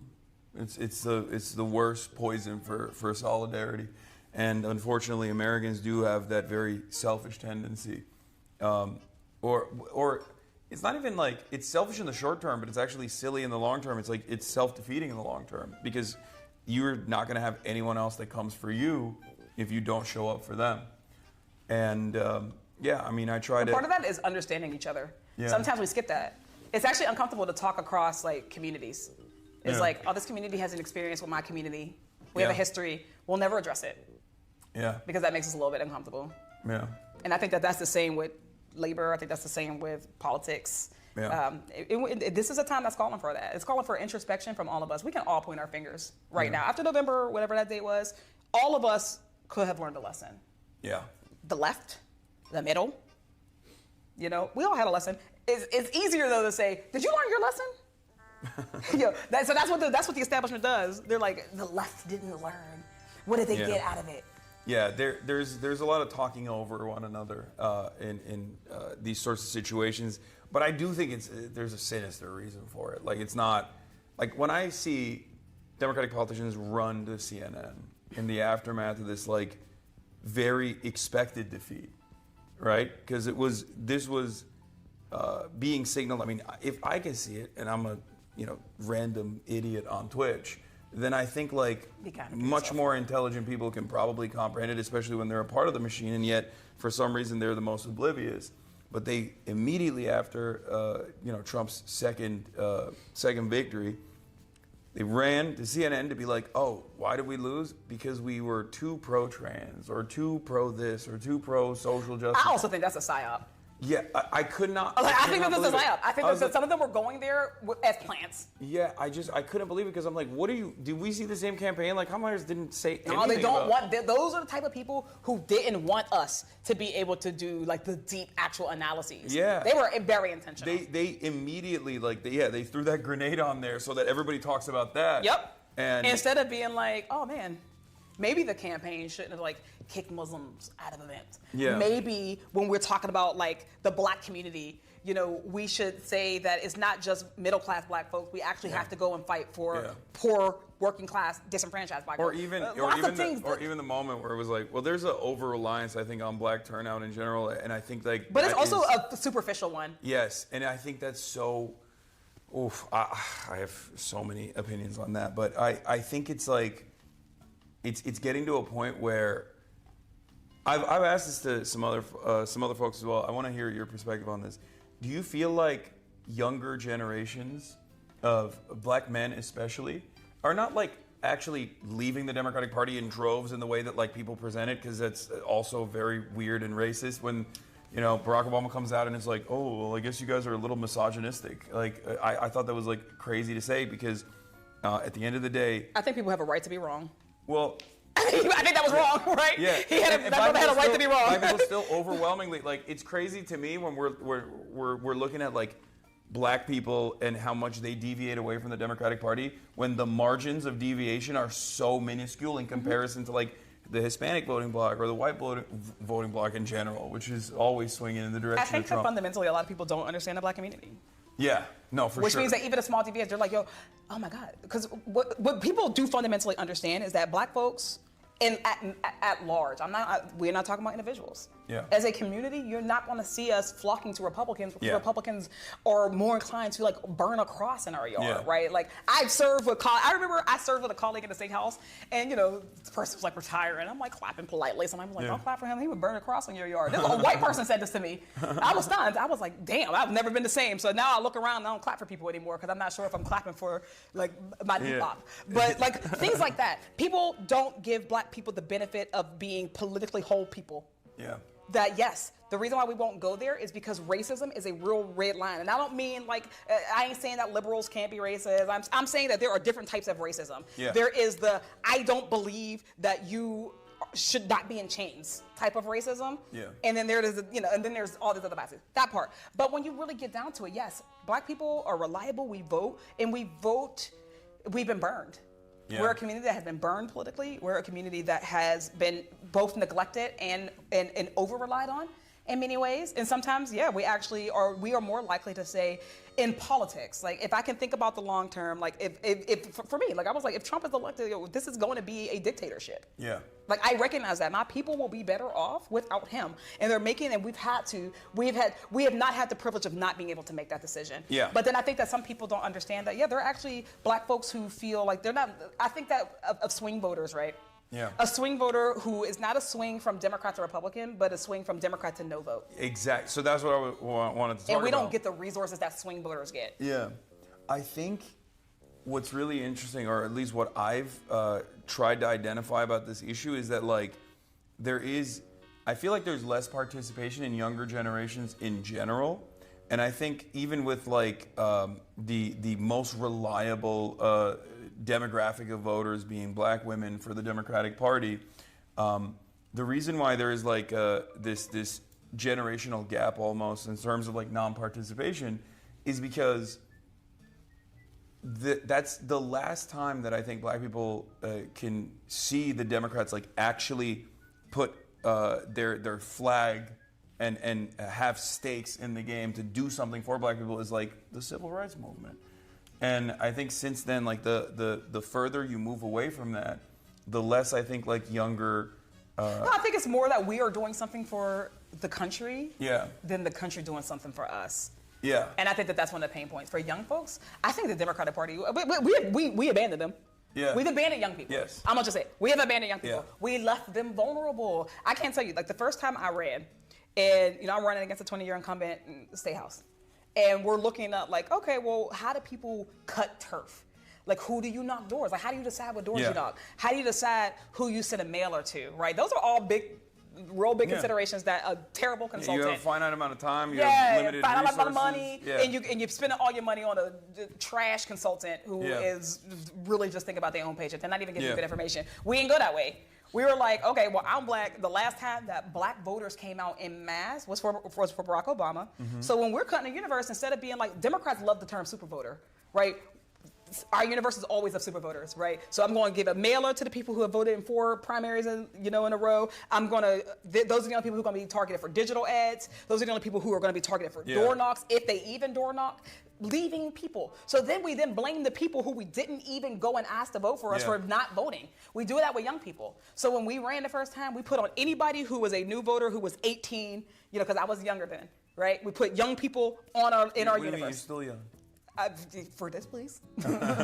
we put all the young folks. If you're 18, 24, you're on the list automatically. We put black folks who voted. If you voted for Barack Obama, you're on the list. And just by doing that, by knocking on those doors, talking to young people, talking to non-voters, I talked to people who had not voted in a primary in forever. But I didn't blame like, why didn't you vote in your primary? Yeah. Why would you? My 20-year incumbent didn't even have an opponent for 8 of those years, for like the last 8 years. So what does it matter if they vote? I didn't go in there with those preconceived notions, but we knocked. We double turnout. I think that sometimes there are people, Democrats got 3 masters. You know how sometimes I said you can't serve 2 masters? Yeah. We're trying to serve 3 masters at once, right? Are we going to be the party of working class people, or are we going to be the party of corporations? And are we going to be the party of democracy, or are we going to be the party of incumbency? Yeah. You can't do both. And the enemy of incumbency sometimes is an educated electorate. The more people you talk to, the more likely they are to be like, shit, I don't like that. So now they've grown a fear of talking to people. So now we got all these young people who we were like, oh, they're flaky. You know how hard it is to get on-campus organizing done? Like, we're like, hey, can we get some money to talk to our college kids? And they're like, that's not a reliable source. They don't vote. So we're just gonna leave it. This is the inside baseball I wanted to hear, because this is like I see it. I mean, I go to campuses, and these are some of the most like primed like potential voters. Yeah, but it also takes a little bit of expertise. You gotta know how to talk to people. Yeah, you can't be the person who's just like, vote no matter how. Yeah. And then when they say, nah, I ain't voting, now you snapping on them. No, you actually gotta have, it's a surgery. Exactly. Right, it's surgery. And that is it's just like met with Disdain. revulsion and disdain. People are like, why the f would I do that? This is crazy. Especially after if they had participated and voted and then they didn't see anything in return And for then, that. then the, like, you know, those volunteers, their mind are blown, and they're like, oh my God, why don't you see the system the way I do? Comfortable, liberal, wealthy person, because if you got time to volunteer, you probably got a couple dollars, right? You live in a whole different existence, and you don't understand why this disenfranchised young person maybe doesn't see the system the way you do. So if you are not ready to take the time to actually explore their interests, explore their perspectives and worldviews, and then help them to connect the dots, then you're not the best person to go out. And I don't mean that just on those young people's doors or on that campus. You also shouldn't be out on our super voter doors, because we're trying to make believers of everybody. We're trying to make everybody get on the same program. It's like, you know how people are like, poor, kids of color deserve teachers of color. I'm like, white people deserve teachers of color. We should all have, cool diversity, whatever. I don't think that they should be on any doors. People need to be trained better. But to get them to go there. So now we're talking about, why is Turning Point? Why are these kids getting red pilled? Yeah. Well, you left them in the internet with no direction, no instruction, and they're finding out a different world by themselves, because the internet is a world, and they're navigating that world by themselves. Well, you know who went into that world? The right wing. Yeah, and they also have a ton of money back in it too. Big money. Because that's the other side of the story. Because they invested though. Call it an investment. Yeah. We got money on the Democratic side. Yeah. I don't know what they're spending it on, to be honest. It's not down ballot. Yeah. It wasn't historically judges. Yeah. It's just that you're absolutely right. There is this like media infrastructure that they've designed. They also pluck talent. Like Charlie Kirk himself, he became a nationally relevant figure because he wrote an essay in high school for his high school newspaper about some hypothetical black woman that took his slot at West Point, which is bullshit. It wasn't even, he just made it up, right? But they were like, that's exactly the kind of young racist mind that we need. and they, very quickly, that essay was on Breitbart, and then a week later he was on Fox News. Again, incumbency versus the future. Yeah. How are we going to invest in a 90-year-old at the same time that we're investing in a charismatic 18-year-old? Yeah. We're still wagging our finger at the charismatic 18-year-old. I have met brilliant kids, brilliant young people. They're far more worldly. I'm not even just saying it to blow smoke. Some of them I'm like, damn, how'd you get over there? I'm like, damn, because listen, Gen Z is voting for Republicans. We didn't think that, we didn't think it was possible. We got there because we didn't think it was possible, so we left them vulnerable. We left young people vulnerable. Yeah. We left them vulnerable to disinformation. We left them vulnerable to people who came. Sometimes people just want to know that someone cares. You ain't never knocked on my door, so you must not care about me. Yeah. You've not come to my college campus, so you must not care. And also, even from a top line issue, if you're not speaking to any of their problems, anything they care about, or in the world that they know, or any time you do speak on issues, it's incremental, or going back to Kamala, it's not. What do you think is what? Harris. Let me tell you. Yeah, going back to Kamala Harris, like there is this unprecedented affordability crisis taking place. Americans experienced negative real wage growth for a year and a half under the Biden administration. That's gonna get people are gonna punish you for that, like no matter what, right? They experience that. They're gonna be like, oh, I am seeing that this is the administration that's responsible for it. They've seen capitalism not work for them. Yeah, the alternative to that is it cannot be. We're gonna give you $50,000 in tax credits if you start up a small business. Because that's not a solution. It's not a systemic one. Yeah, and it's also that's a Band-Aid.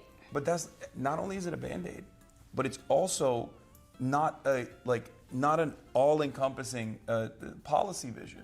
Like there are so many people keep forgetting that we've diluted class in our political culture so much that people forget that the working class is the overwhelming majority of voters. Yes.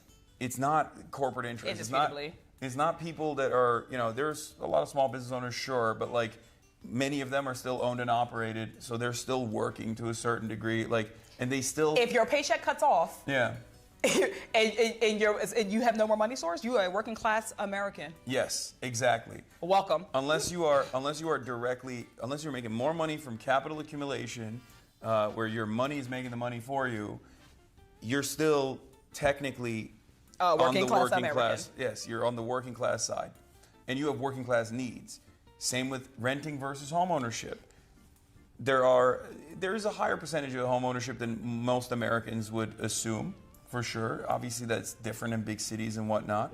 But still, by and large, because of our home ownership rates are so abysmally low in comparison to other nations, it's around, I think, 40%. In the state of California, it's like 44%.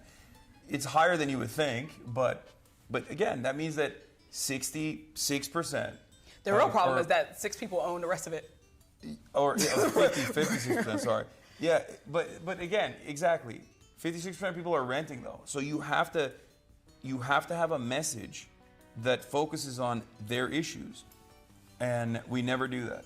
We never talk about lowering the cost of rent. I'm just not gonna say never, because also there are tons of people who talk about this all the time. They don't always get famous. God bless, the attention that Zohran Mamdani got. Yeah. But he ain't the only brother who's been talking about affordability. You're not the only person. For sure. Yeah, that's what I'm saying. So it's that's the other thing, right? Our media focuses on what it focuses on and who it focuses on. Yeah. And the fact that there are people who are talking common sense all over the place and are not getting any attention. There are better messengers than the people who are getting getting attention in this attention economy, right? Yeah. But we care about historic blue checks, and not even the now. I'm talking about from Twitter blue checks. We care about people's clout. We care about those things, and not necessarily the message. So what we then think is well, they're feeding me this over and over. That means that nobody's talking about it. There are people in the Democratic Party who are talking about common sense solutions every single day. And yes, and there are a whole bunch more who are in the way. And there are some who are in the way. Yeah. The battle that's happening, the tension that's happening right now is a good tension. Yeah. I think it's important that we go through it. I think it's important that we make our case. Mm-hmm. That we help them to understand that our viewpoint is not a us versus them. That's the other thing I'm gonna beg people. This is my second time saying this today. I am begging people to stop looking at the political world in this linear, that everything is right, left, center. Yeah. Right? That's just not how people organize their politics, not how people organize their real lives, and we are ascribing it to them. We're leaving so many people who don't feel like they fit anywhere. That everybody fits in a bucket, and there's a prescribed message, there's a transcript for this bucket. It's I'm talking to this person. What's the pre-approved message for that person? We're treating people like that instead of being these people are holistically. It is not left versus right. It is top versus bottom. When we are able to kind of transfer it over to that, I think we will have a better recipe for how do we now go back out into the world and get people who we have left behind. How do you think the Democrats change their branding? We have to change the guard. Yeah, because right now, the reality of the matter is, if you ask an average person, their attitude is politics doesn't work for me. I don't know why I should vote for either party over one party over the other. And the way that people define the Democratic Party, unfortunately, is by whatever the Republicans say about them. Yeah. And I think a big part of the reason why, even the Kamala Harris wants to do transgender surgeries, bottom surgeries to Guatemalan migrants at immigrant detention facilities. That's not key policy of the Democratic Party at all. And it's ironically something that even the Republicans have also done as well, because it's just like so marginal and it's just basic human rights. But the reason why they that wanted became, infighting. but the reason why they made it so prescient and so front-facing is because there weren't other things that she was fighting for that people could associate with the campaign. Part of that, but mostly, we continue to give a huge pass to the media. Yeah. Like, for sure. the idea that the media does not have a responsibility, again, the cornerstone of a democracy is education. Yes. And if the media is not there to educate people on what's real, then we don't have a good democracy. I mean, they're doing it right now with the Venezuela But they've been stuff. doing it for a really long time. They do. I mean, yeah, they do it all the time. I know. This is my main. And that is also just the treatment of Democrats versus Republicans in the media. I think that the media they understand how they operate in a democracy. Mhm. Theoretically, they do not know how they operate in a failing democracy. And we are in a failing democracy right now. Yeah. Which means that their role has to be different. The ability to fact check, the ability to get and disseminate good information in a world of disinformation. Some media, I ain't saying all, some media has decided that that's not their responsibility. Oh, yeah. That, especially in this money in politics era, that it's the candidate's job to get their own message out. Yeah. So how often, if there's not a big contested race, does nobody know who the candidate is at all? And we blame the voter. Like, hey, voter, how come you don't know who those justices are running for the court of common pleas, all right? Like, why don't you know this? I'm like, well, they don't have a website.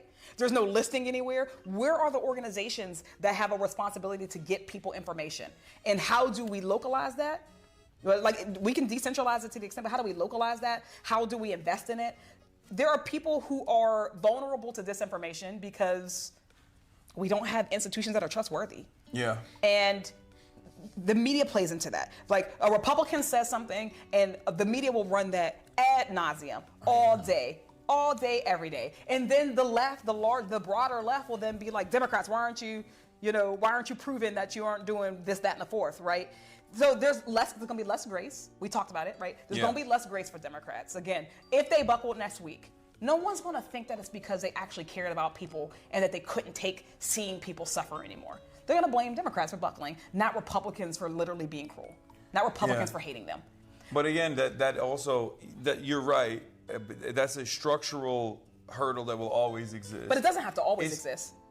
I think that's the thing we got to change. How do we change the Democrats' brain? That's number one thing. With the way that the system is designed, like, if you are trying to do right by people, you're always going to have that structural hurdle. Because, like I said, so then we're asking for pain. It's much easier. But yeah, but that's why you need real believers that are real fighters, so that they can actually white knuckle through it and grit their teeth. The day we got 435 fighters in Congress, that is a unicorn. I understand, but that's what it is. It's kind of like, it's the same thing as like when people are like, oh well, this candidate, like, one of the arguments is always like, Kamala Harris lost because she's a black woman, right? And there's truth to that, of course. White supremacy is a major hurdle to overcome. But the way I always try to explain to people is like, that's just a constant.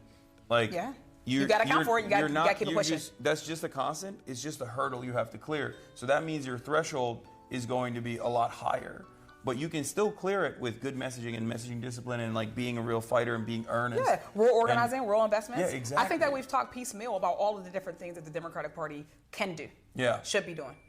And again, going back to deciding who it is, what is the thing that is keeping the Democratic Party from investing in young voters, in marginalized voters, and frequent voters? Why do we focus so heavily on swing voters in the heartland? Like, why do we invest in those tropes that don't serve us anymore? Right? Yeah. What is the thing? I think it's consultancy culture. I think it's, again, that fear of what happens when the system no longer revolves around us as incumbents, but is instead actually fair. What happens when the game is unrigged? I also do think it's partially because of is corporate interest, right? Because like, the way that you target the disenfranchised, like the historically disenfranchised low propensity voters, is either by having a Trump-style candidacy, which favors right-wing reactionary sentiment. That's the reality. Like, culture wars. That one will never work for anybody who have morals. Well, but the thing is, like, Democrats need to understand, like, they can't win the culture war because the culture war was designed as a wedge issue, designed by the right, so that they can distract people with, these different. With these different policy positions that are ultimately very harmful for massive swaths of society. But that's not a battle that you can fight. So that's why I always say you have to like bring it back to class, bring it back to affordability, bring it back to material realities, because that is the actual undefeated method. And I think part of it also is bringing it back to the truth. Yeah. We can't be out here talking about we need a strong Republican Party, Yeah. and then also go and make the case that people shouldn't be voting for Republicans anymore. Or saying Trump is, I think, going to be very authoritarian or a fascist, and then just like have no issues with him. Like, you know, People looked at that and they were like, man, your urgency is not matching your words. Yes, exactly. If you think that this is like if you think that this is an ever-present threat to American democracy or what remains of it, right? And I did. Then you can't be running around with like Liz Cheney. Like you can't be running I felt around like the with Liz stakes Cheney. were so high that we had to run a perfect race. And that brings us back to like your first question to me was like, well, how did you win and other people didn't? Yeah. Like, I know that we have a responsibility to, as much as we can, run a perfect race. No one can be perfect. Yeah. No elected official will be perfect because you're not perfect. Yeah. It is human nature that we can't be. Yeah. But I know that we have to try. Like we have to try to do things right. Like I've never missed a vote.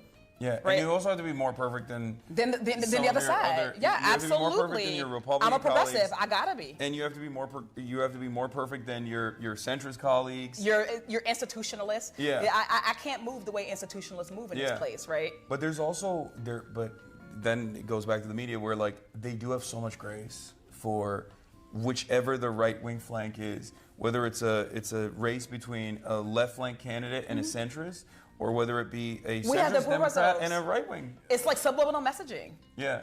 Like they'll ask two questions. I literally just watched this debate. We were just driving down here. Watched the debate between Zoran and Andrew Cuomo. Yeah. And like the moderators, I don't think that they even understand sometimes like the implicit biases in the way they talk to us. I know. Right? The way that they talk to us. Yeah. They're gonna say, how are you gonna pay for it? How are you gonna pay for it? Yeah. How are you gonna pay for it? We have a higher standard to clear every time. They don't even ask that to Cuomo for when he says like, oh, we're gonna get 5,000 cops. Like they asked them one time. That only where are you getting them, or where are you time. paying for it? Never, one time. So it was like when I was running, when I come on day one, we got to come with clear understanding of policy. Yeah. Right? Because you speak well. Like you're an orator, right? You're passionate. You're an organizer. So now you got to prove that you could be a policy wonk.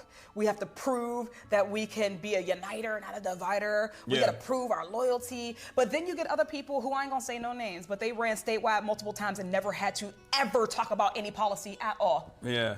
Or their position is... how do we decide who gets to talk about policy? Or their position in the party infrastructure is literally to be the rotating villain. And so now people are wondering why they didn't know who that Yeah. person was. It's like, wait, did we just not know it? I'm like, I don't know. Well, go back to the campaign. What do you actually remember about people? Okay, well... I ain't talking about nobody specific. I'm talking general. Oh, okay. I was going to say, if you're talking about one specific person. One person. No, I'm talking about multiple people. It If happens you were all the talking time, about though. one specific person, there are some people in If this you're room talking that... about one specific person, you can guess. Some specific people, maybe in this room as well, were like, oh, let's overlook some of their negative qualities because maybe they're gonna be a part of this left flank, and then that didn't happen. Anyway, whatever. Hey, we all have our kinks. Right? The left have Yeah. kinks just like the center does. Yeah. There is but as far as like this imbalance, it is always there. It's ever present. It's one of the most annoying things. It's just like if you are the person that says better things are possible, you automatically are met with cynicism. Mm-hmm. Like you're met with cynicism by the public in general as well, and you're met with the very same cynicism from the instruments media, where they're just like, what do you mean better things are possible? There's something wrong here. Mhm. You're supposed to tell me Isn't it everything sad? sucks. Or you can only be like directionally you can have like these radical agenda items as long as it's on the right wing direction. And as long as it's like as long as the targets are vulnerable populations, marginalized communities, like undocumented immigrants, like defenseless, people that are left defenseless or left to be defended by regular folk. And it's slanted. Mm-hmm. In that direction. And it just seeps into people. Yeah. I remember when my grandma was having a little house party for me. I was an early candidate, so she just brought her friends. It was super cute. And all her little friends, they politically connected. Mm-hmm. As old black ladies go. Mm-hmm. Love them. And we were talking about Bernie because I was like, I don't know, we're talking about Medicare. They're like, oh, I don't believe, he's selling this, that, and the fourth. It wasn't all of us, but a couple of them, yeah, he's selling this, that, and the fourth. This is my family, right? Yeah. Like, I'm like, wait, do y'all know how left-wing I am? And then, so it came back to, Medicare for all, because remember, in the election, every time he went to a debate, it was always like, how are you going to pay for Medicare for all? How are you going to pay for Medicare for all? Every time. And what that does, it just, programs people to think about it. So now we ask it. So now I got my black elders, my aunties and uncles, asking me, how's he going to pay for Medicare for all? I was like, you already have Medicare. Yeah, that's true. You already have Medicare. That's the craziest thing, because it's always people that already have Medicare that are like, wait a minute, this program might not work. It's like, well, you're a recipient of But it was this program. but funny enough, it was actually easy to cut through it. Yeah. So when we talked about it, I was like, tell me what you want in the world. That's how I started. Tell me what the world is that you believe you want to leave for your kids. Yeah. And you let them talk, and it's like, oh, well, I think that, yeah, of course I don't want my kid to have diabetes and not be able to afford insulin, right? We talk about that. It's like, well, what's stopping us from having it? Where sometimes you just have to deconstruct the propaganda. You got to deconstruct the programming that we've been through. Again, we don't always take the time to do that. Sometimes with the left, we're not patient enough with people. Right? We, just like it's easier to tear something down than to build something, it's easier to create an opt-out than an opt-in. Yeah. The reality is that we need more people. Yeah. We need people to believe. We need people to drink the Kool-Aid, as it were, which means that we have to explain. Sometimes we think we don't got to do no explaining. I was like, I wanted them people to leave voting for Bernie Sanders, right? So I was like, I got to explain to them why they deserve Medicare for all, why they deserve a living wage, right? Yes, they deserve to be in their retirement, not living on a fixed income. Too many seniors are like, I live on a fixed income, and that's just the reality of things in America. So it's like, when I talk to people, it's like they have been trained to limit. The older you get, people say, oh, you get more conservative the older you get. That's not what's happening. You are having what you believe is the realm of possibility shrunk for you. Yeah. Life is shrinking your realm of possibility. Yeah. It's shrinking in and your shrinking.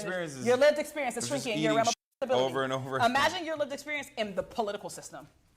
Yeah. Right? Generations of politics. You think, I came rah, rah, rah, and here we are. So now you start to accept that better ain't possible. So now you're listening for better ain't possible, and you think that anybody who tells you that is lying to you. So it's our job, and we should take it on enthusiastically to say that, actually, here's why better is possible, because sometimes you just gotta remind people where they started. Yeah. I reminded those old folk who I love where they started. I'm like, if anybody knows that better is possible, it is you, because remember where you were, right? Folks in my life born in the 40s. There's just no way Bernie was able to communicate that, though. He did not. I don't think he was capable of he did not. communicating that. But our next person like that does need to be capable of it. Yeah, but that's also part of the reason why, representation also does matter quite a bit in this regard. Having a diverse, we are one of the most diverse countries on the planet. And a lot of people, I think, forget that oftentimes. And obviously with that comes friction, especially when we leave a lot of the dark chapters of our history unaddressed, and the wounds are still there, the economic inequalities are still there. They exist. And people don't even want to recognize it, and people want to even debate whether or not it exists, which is ridiculous. But outside of that, I think the positive aspect of that is that, by and large, Americans are also much more open-minded, especially if they do live in a diverse environment where they go, yeah, these are my neighbors. It's not an accident that cities. People. It's not an accident that cities are densely populated areas are more blue. Or less xenophobic. Yeah, or less xenophobic, or more blue in general. That's just a byproduct of being around people. Yeah. And it makes it much more difficult for you to believe what you see on TV about certain racialized stereotypes or certain things about other people, where you're like, no, I see these people every day. They're my neighbors. You humanize them. Thinking about the left, I love the left. I'm very much a part of it, and I'm begging people my blackness informs my politics. Yeah. They are not separated. My blackness informs my politics just as much as growing up working class poor. Poor informs my politics. It's a part of me, but it's also a part of the language that I can speak. It's a part of how I view the world. It is a perspective that is meaningful. I am begging people to not ask me to erase that, or to not expect me to erase that. Yeah. We are not gonna. We actually don't win that way. Yeah. We don't win by saying, please suppress a part of yourself to be a part of this larger group. Yeah. Actually, we should be able to come. It's the reason why I was able to go and talk to, I'm able to talk to the young cats on the block, because they know me, because, I've lived them. I speak their language.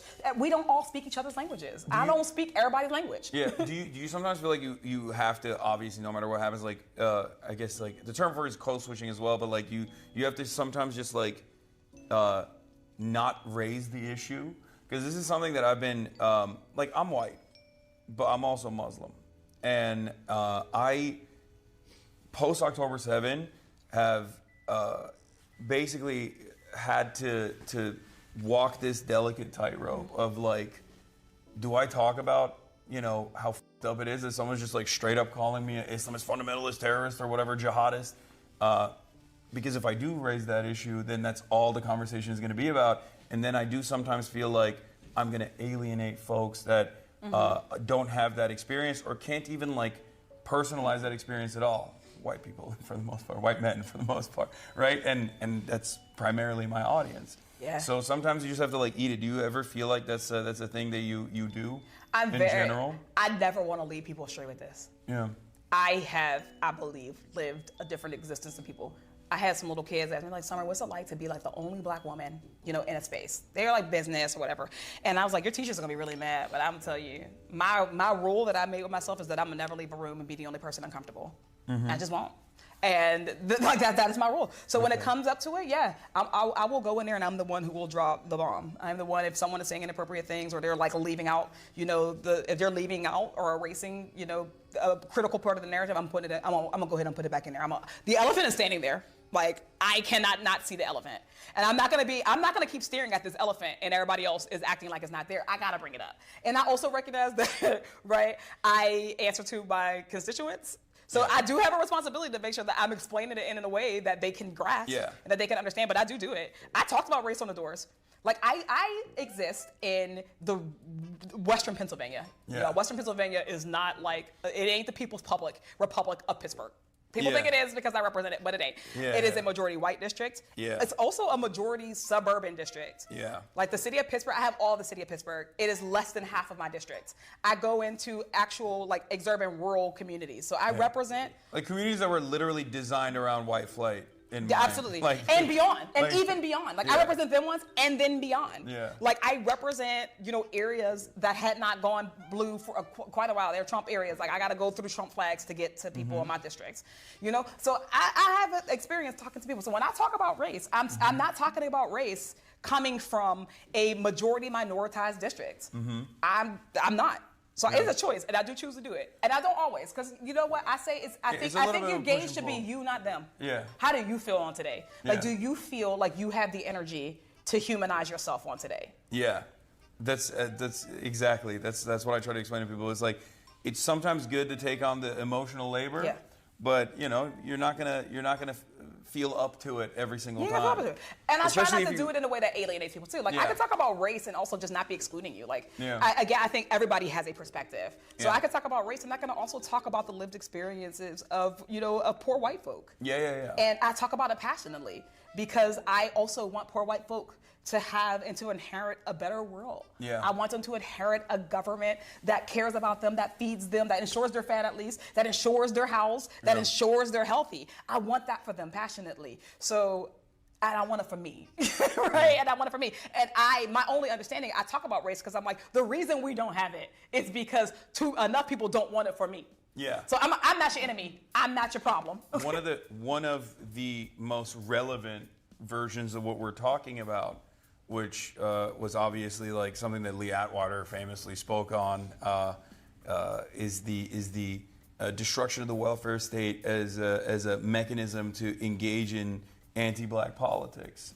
The notion that you move on from saying the N-word and then the aftermath of the civil rights struggle to basically talking about desegregation or busing, all the way to the welfare queens narratives, right? That was so successful in terms of getting working poor people in white communities to get on board to abhor something. Yeah, with the destruction of a welfare structure that it was actually beneficial for them as well. And then, of course, the same with affirmative action, signed by Bill Clinton, a Democrat as well. But yeah, exactly, affirmative action too. And now we're seeing that happening with the shutdown and the SNAP benefits that were taken away from 42 million Americans. And have you seen the crazy stuff that's going on the internet, like with the AI videos?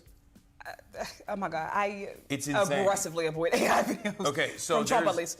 So there are Fox News went and covered, as though this was a real video, a collection of AI videos that we found with black women speaking to the camera, saying, "I have 7 children from 7 baby daddies." Yes.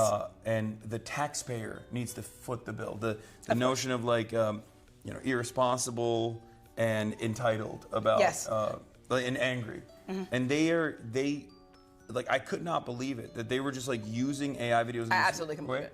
Well, I mean, I can believe it too, but like, it's still.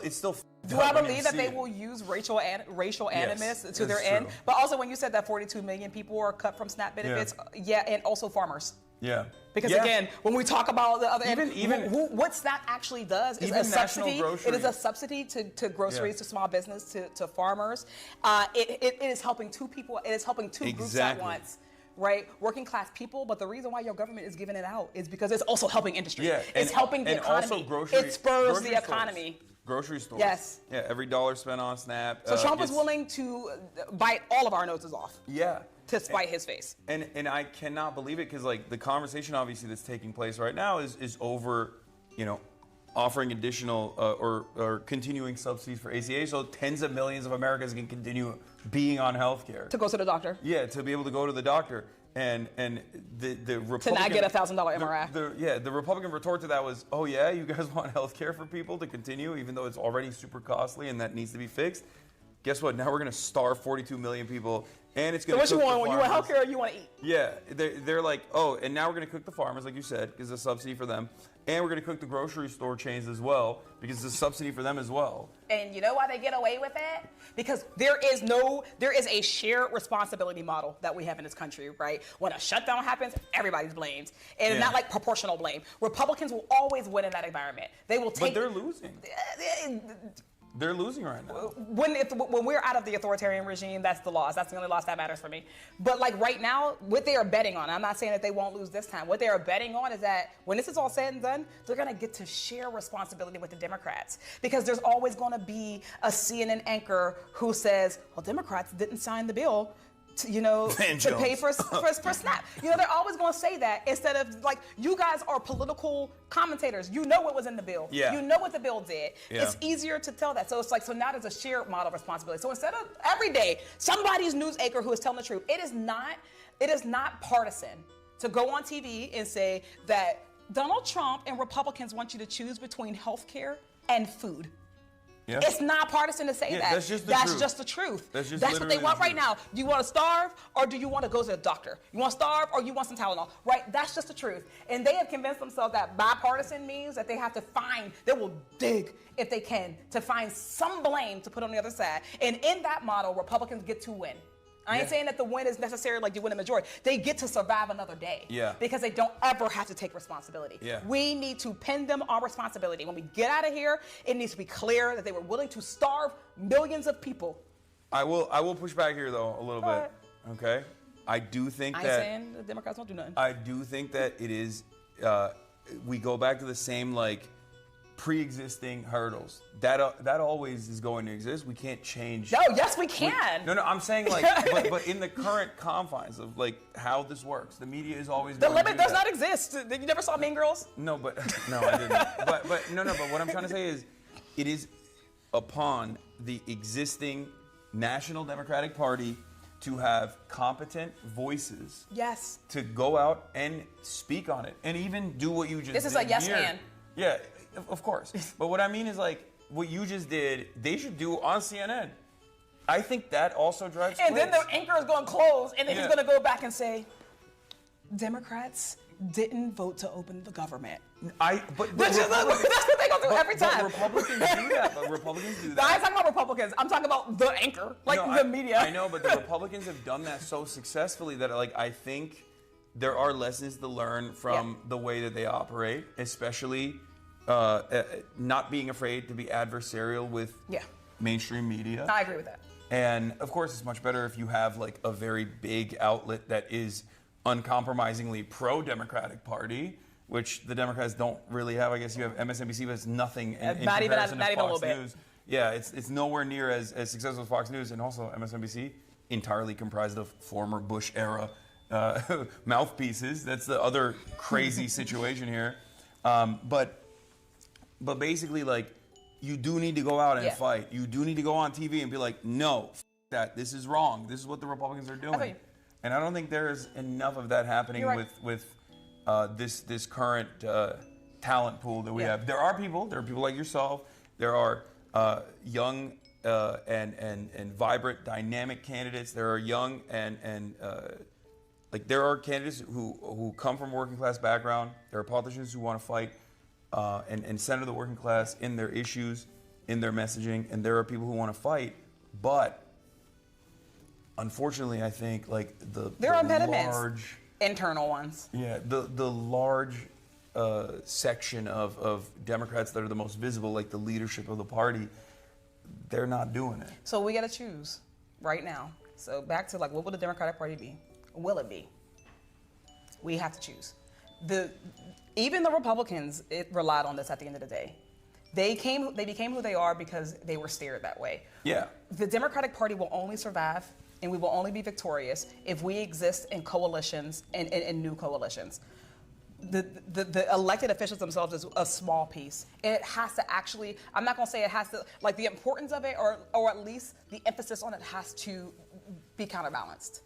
We are actually strongest when our electeds are reflective of our actual leaders, our movement leaders, our labor leaders, our media, our people. We have to, our job should be getting those folks and moving in a direction. But we will be successful when people are like, I actually feel a stake in this. The reason why the Democratic Party is dying, it's not a healthy party.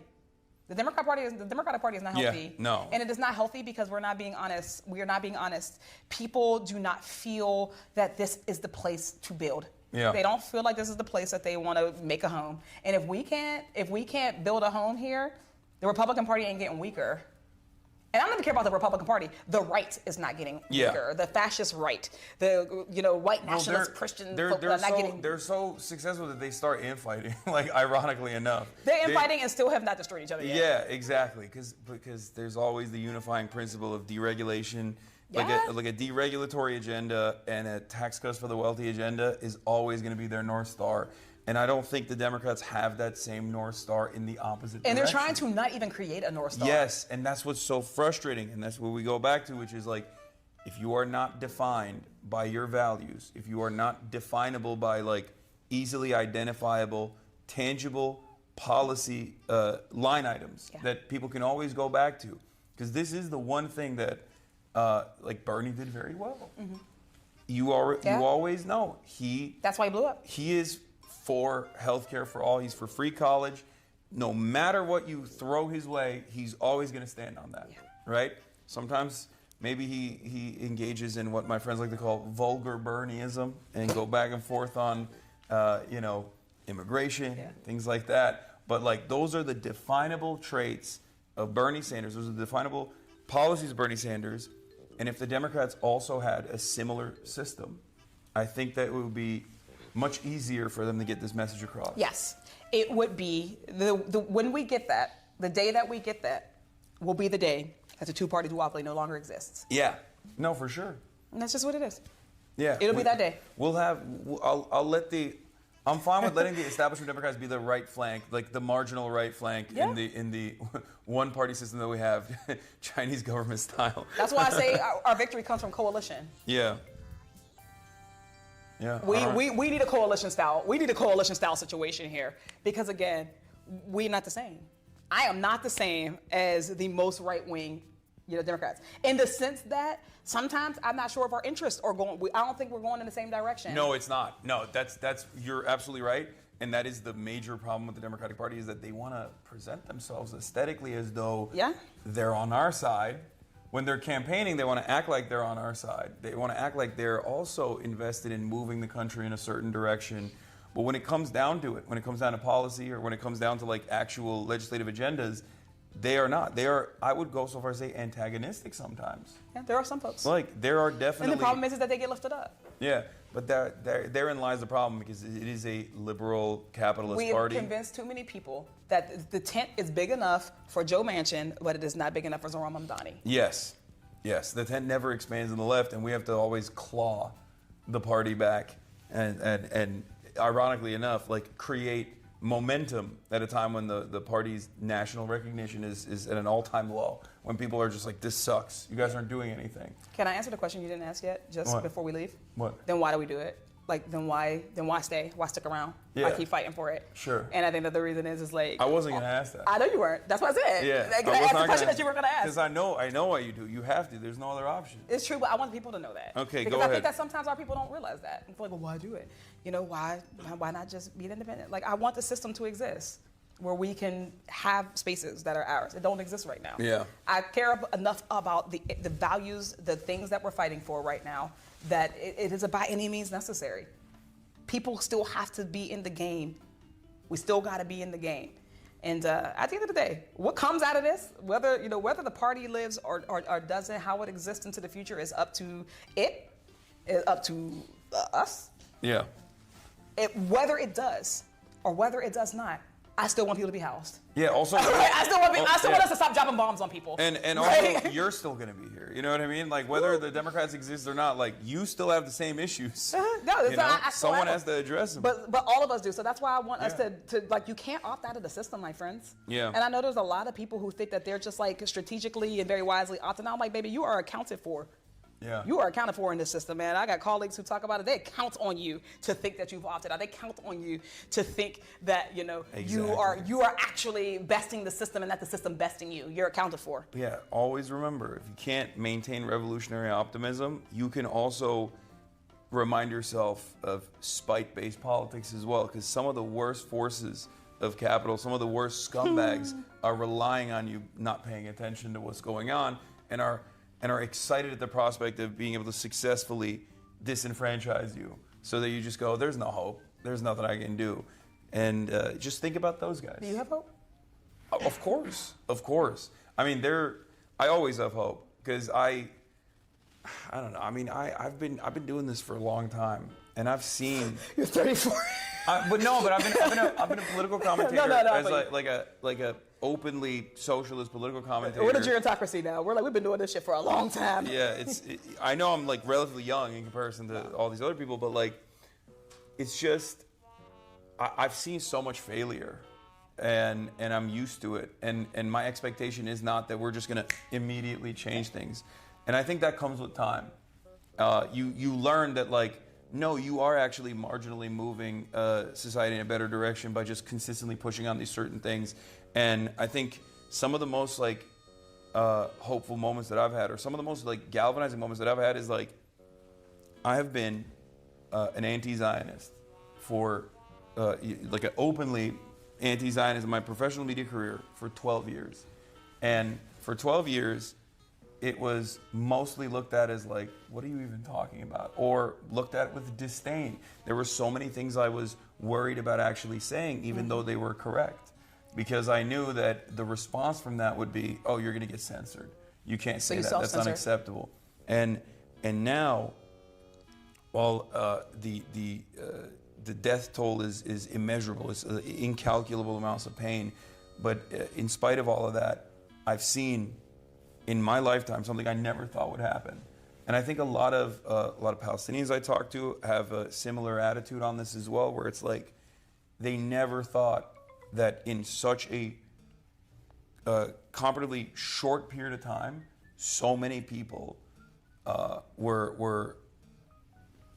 became cognizant of this reality, that like Israel was this unstoppable evil death force, basically.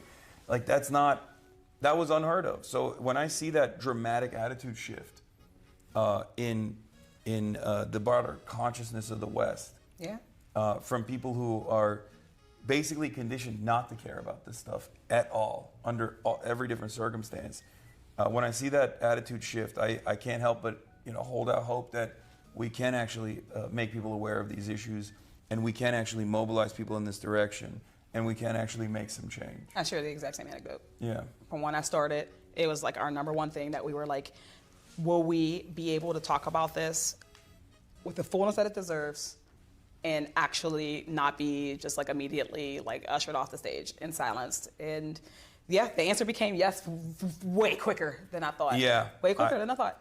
Yeah, and I think like I'm critical of NGOs sometimes in the role they play in advancing American interests, American imperial interests. But like, I still recognize that 2021 was, I think, a pivotal moment for pro-Palestinian advocacy when Amnesty International, when the Human Rights Watch, and all these other organizations said, including B'Tselem, which is the Israeli human rights organization, said that Israel's an apartheid state. Israel was an apartheid state from the beginning, but they recognized it. And I think that expanded the permission boundary. Yeah. They expanded like what you could say. Because you could always fall back to, well, these guys are, these are important, verified institutions that people care about. They have influence, and they're saying it, so you can't come at me for saying this as well. And slowly but surely now... It gives protection so that when someone goes out alone, they know that they're no longer going alone. Yes. And then, obviously, in the last 2 years, the media environment is rapidly shifted as well. And a lot of the mainstream institutions that refused to accurately assess the situation or to speak on it, speak on the death and destruction with real terms, and consistently tried to contextualize this violence and why it had to happen and collateralize Palestinian lives, they were met with a lot of enmity. People forced them to stop doing that. Yeah, people were like, no, this is fucking bullshit. People like, are you're not lying. unpowerful. Yeah, exactly. So that's exactly what is exactly what gives me hope, is that we do have a lot of power. We do have the opportunity to be able to stop things before it gets worse. And the same goes for resisting against the Trump administration's encroachments on civil liberties. And they are responsive to that sort of thing. They are responsive to this sort of pushback. And I think that's the reason why we can't stop. And we have to maintain revolutionary optimism and stay the course. A message. Yeah. Summer Lee, thank you so much. You were incredible. This was great. Why don't you do more TV stuff?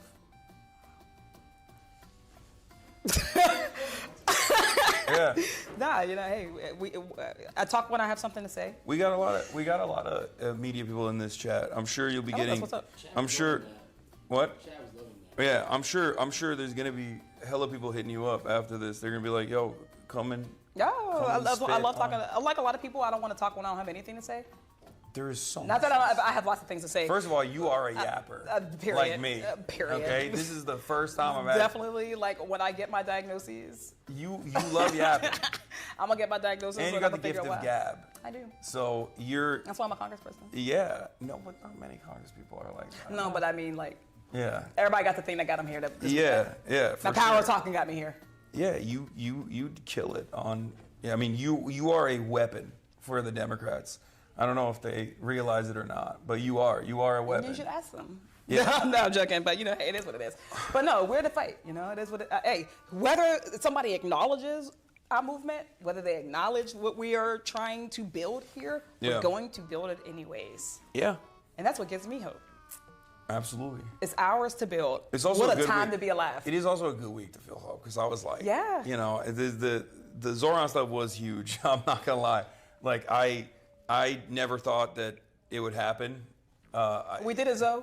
We're changing it. Yeah. It's not that we did it, Joe, anymore. We did it, Zoe. We did it, Zoe. We did it, Zoe. It's right, because I just, being surrounded by all these canvas leads at the party, I was just like, man, this is it. This happened in spite of all of the endless amount of media coverage and how hyper scrutinized this campaign was, and you know this from your own personal experience. Like, any point of marginalization is just so cynically weaponized against you, no matter what. Especially these days, it's getting worse. Yeah, you just have to. Yeah, I mean, yeah, because people are. But listen, as a black woman, I have actually never seen the type of racism that I see when it is a Muslim candidate. Yeah, is astounding. It's insane, and it's because there are permission like people have still, even though they are off the hinges right now, a lot of people were still socialized that like you can't just outwardly say that. About black folks. They have never been socialized in the way to not approach Muslims and Muslim candidates in the way that they are. And like Democrats, Republicans, independents, people were off the chains. I think it's also because like white supremacy is such a fundamental part of American society, because I think about this all the time. Like I always say, like there is a permission threshold of permissible bigotry. Right? Misogyny. Like there's a misogyny, anti-blackness, anti-trans behavior, and it swings, right? But anti-blackness is such a foundational, such a foundational part of American culture that like it's become, it's been imprinted into our culture in a way where like you can get away with saying things that are basically the same as like saying the N-word, but without saying it ever. Because if you were to say that, everyone goes, oh, that's up. I was literally gonna say that racists really think that the N-word just impacts us. It's like, I care less about you saying the N-word and more about you using the system to oppress me. That's actually what I'm trying to say. You know? That's something that I try Neither here nor there. Don't say it to me. Well, people also... Don't say it to a black person either. No, white people think it's just a mean word. That's the problem. They don't understand that like it's just... our problem is actually the history behind it, right? It's not like, oh, well, you can say cracker, but I can't say the N-word. It's like, well, they just don't... You can also eat a cracker. Like, what are we talking about here? There's no systematic oppression or continued oppression associated with like anti-whiteness on the virtue of whiteness. This is why it's not the same. But, you know, it's very difficult to explain that to people. But yeah. All right, well, I don't want to take more of your time. I hope that your Capitol tour lived up. The Capitol. Yes. No, this is dope. You guys have higher ceilings than I thought you would. Cannon has higher ceilings than this. Wait, really? Yeah. Oh. Longworth is a cave. Don't go to Longworth. Of course. Sitting or standing? Okay, let's do both. Let me move this over.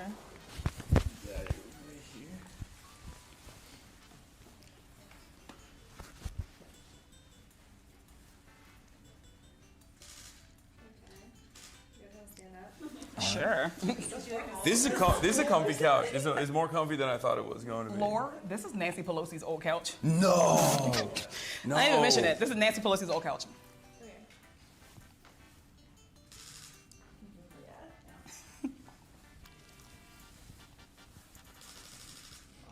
You look dapper. Oh, thank you. I dressed up for you. I dressed up for meanwhile, Congress. I wore jeans for you. No, it's all good. Also, I'm off though. I never really wear suits or jackets or anything like that. So I was like, you know what? We're going to DC. We might as well this time Do around. it. Yeah. But yeah, thank you so much for everything. Thank you so much for opening. Great. Yeah. What's up? Oh, these people want me to do it direct to camera. We love it direct to camera. What do you? She has more to say. Well, do I? Yeah. No, listen to them. They're right. Yeah, no. They want me to do it about the shutdown. The shutdown. Yeah. If you want to just cameo, you're welcome. You want to cameo? Too. Yeah. I don't know. Hey team, where you running from? Where you running from? Now y'all don't want to be in it. Yeah, just like it's day 37 of the government shutdown. I'm here with Hasan Piker showing around the Capitol. Yeah. Okay. I still have to turn over. Hey guys, it is day 37 of the shutdown. We are now in the longest shutdown ever, but spoiler alert, I'm actually here with Hasan Piker because I was giving him a tour of the Capitol. Yeah. But because it is in the shutdown, the Capitol was largely empty. There's not too much activity going on. Probably better that way. But they need to get back to work. And that's what the hope is, right? We know that right now, right? Republicans are crushing people, they're crushing working class people, making folks choose between their paychecks, between eating, between SNAP benefits, between LIHEAP, right, is cruel, and that is a false option. What we're arguing for is that, yeah, we absolutely can open this government right now, And we do not have to sacrifice people's health care or their food. So we want people to recognize that as we talk about this, we can have it all. And we have to reject any narrative that tells us that working people have to choose, that working people have to choose between one struggle or another. Our government is here to serve those needs. And this shutdown is fundamentally about that. So we just want you to stay tuned. We wanted to just come in with this update that we have broken a record, and it's not a good one. Yeah. That this Get back is here, now Mike among us. Johnson. People have to keep going to work even when they're not getting paid. How come you're not here? And that's the message. Okay. Where's the restroom? Right here? Yep. I'm gonna take my mic off real quick. You should do that. No, Yeah. I've done this at the DNC before, accidentally. Somewhere somebody has, yeah, if you just go right into the other door. Someone has mic'd up. I got you. Oh, hours of mic'd up conversations with me before, and I pray that they never release. Oh. Well, this is all live, so it's already released. Spoiler alert! There's spoiler alert. No, I don't think anybody's ever been with a mic, because you forget them. Like when you just have like the camera mics on. Oh yeah, he's peed with the mic on, live in front of 30,000 people. The beginning of a pandemic. That's nice. Probably shouldn't have mentioned that. Trump says he's reached a deal with China's Xi. Here's what to know. From President Trump at his meeting in China, he says he reached a temporary truce in his trade war. That after meeting with China's Xi Jinping last evening. But before the meeting, the president also made an announcement about nuclear weapons, an announcement that could be seen as a provocation. Ed O'Keefe is at the White House covering it all for us. Ed, good morning. A lot of questions here. There sure are, Tony. The president's on his way back here, but that meeting with Xi Jinping was the grand finale and main event of the president's week-long trip to Asia. The leaders of the two largest economies talked for over an hour and 40 minutes. The president says the U.S. can sign a trade deal with China, quote, very soon, after they settled some key issues. Trump went to China before you. This is true, but hopefully his advocacy for the Chinese century of prosperity is going to allow me to have a more comfortable trip in the glorious nation of the People's Republic of China. That makes me happy. American century of humiliation versus Chinese century of prosperity. And we're going to have a very successful meeting, I have no doubt. In their first face-to-face meeting since 2019, President Trump and Chinese President Xi Jinping greeted each other warmly as they met for much-anticipated trade talks. It's a great honor to be with a friend of mine. After imposing retaliatory tariffs for the last 6 months, Trump now says they have a deal. We'll talk about Prince Andrew as well. Pretty soon. We have a deal.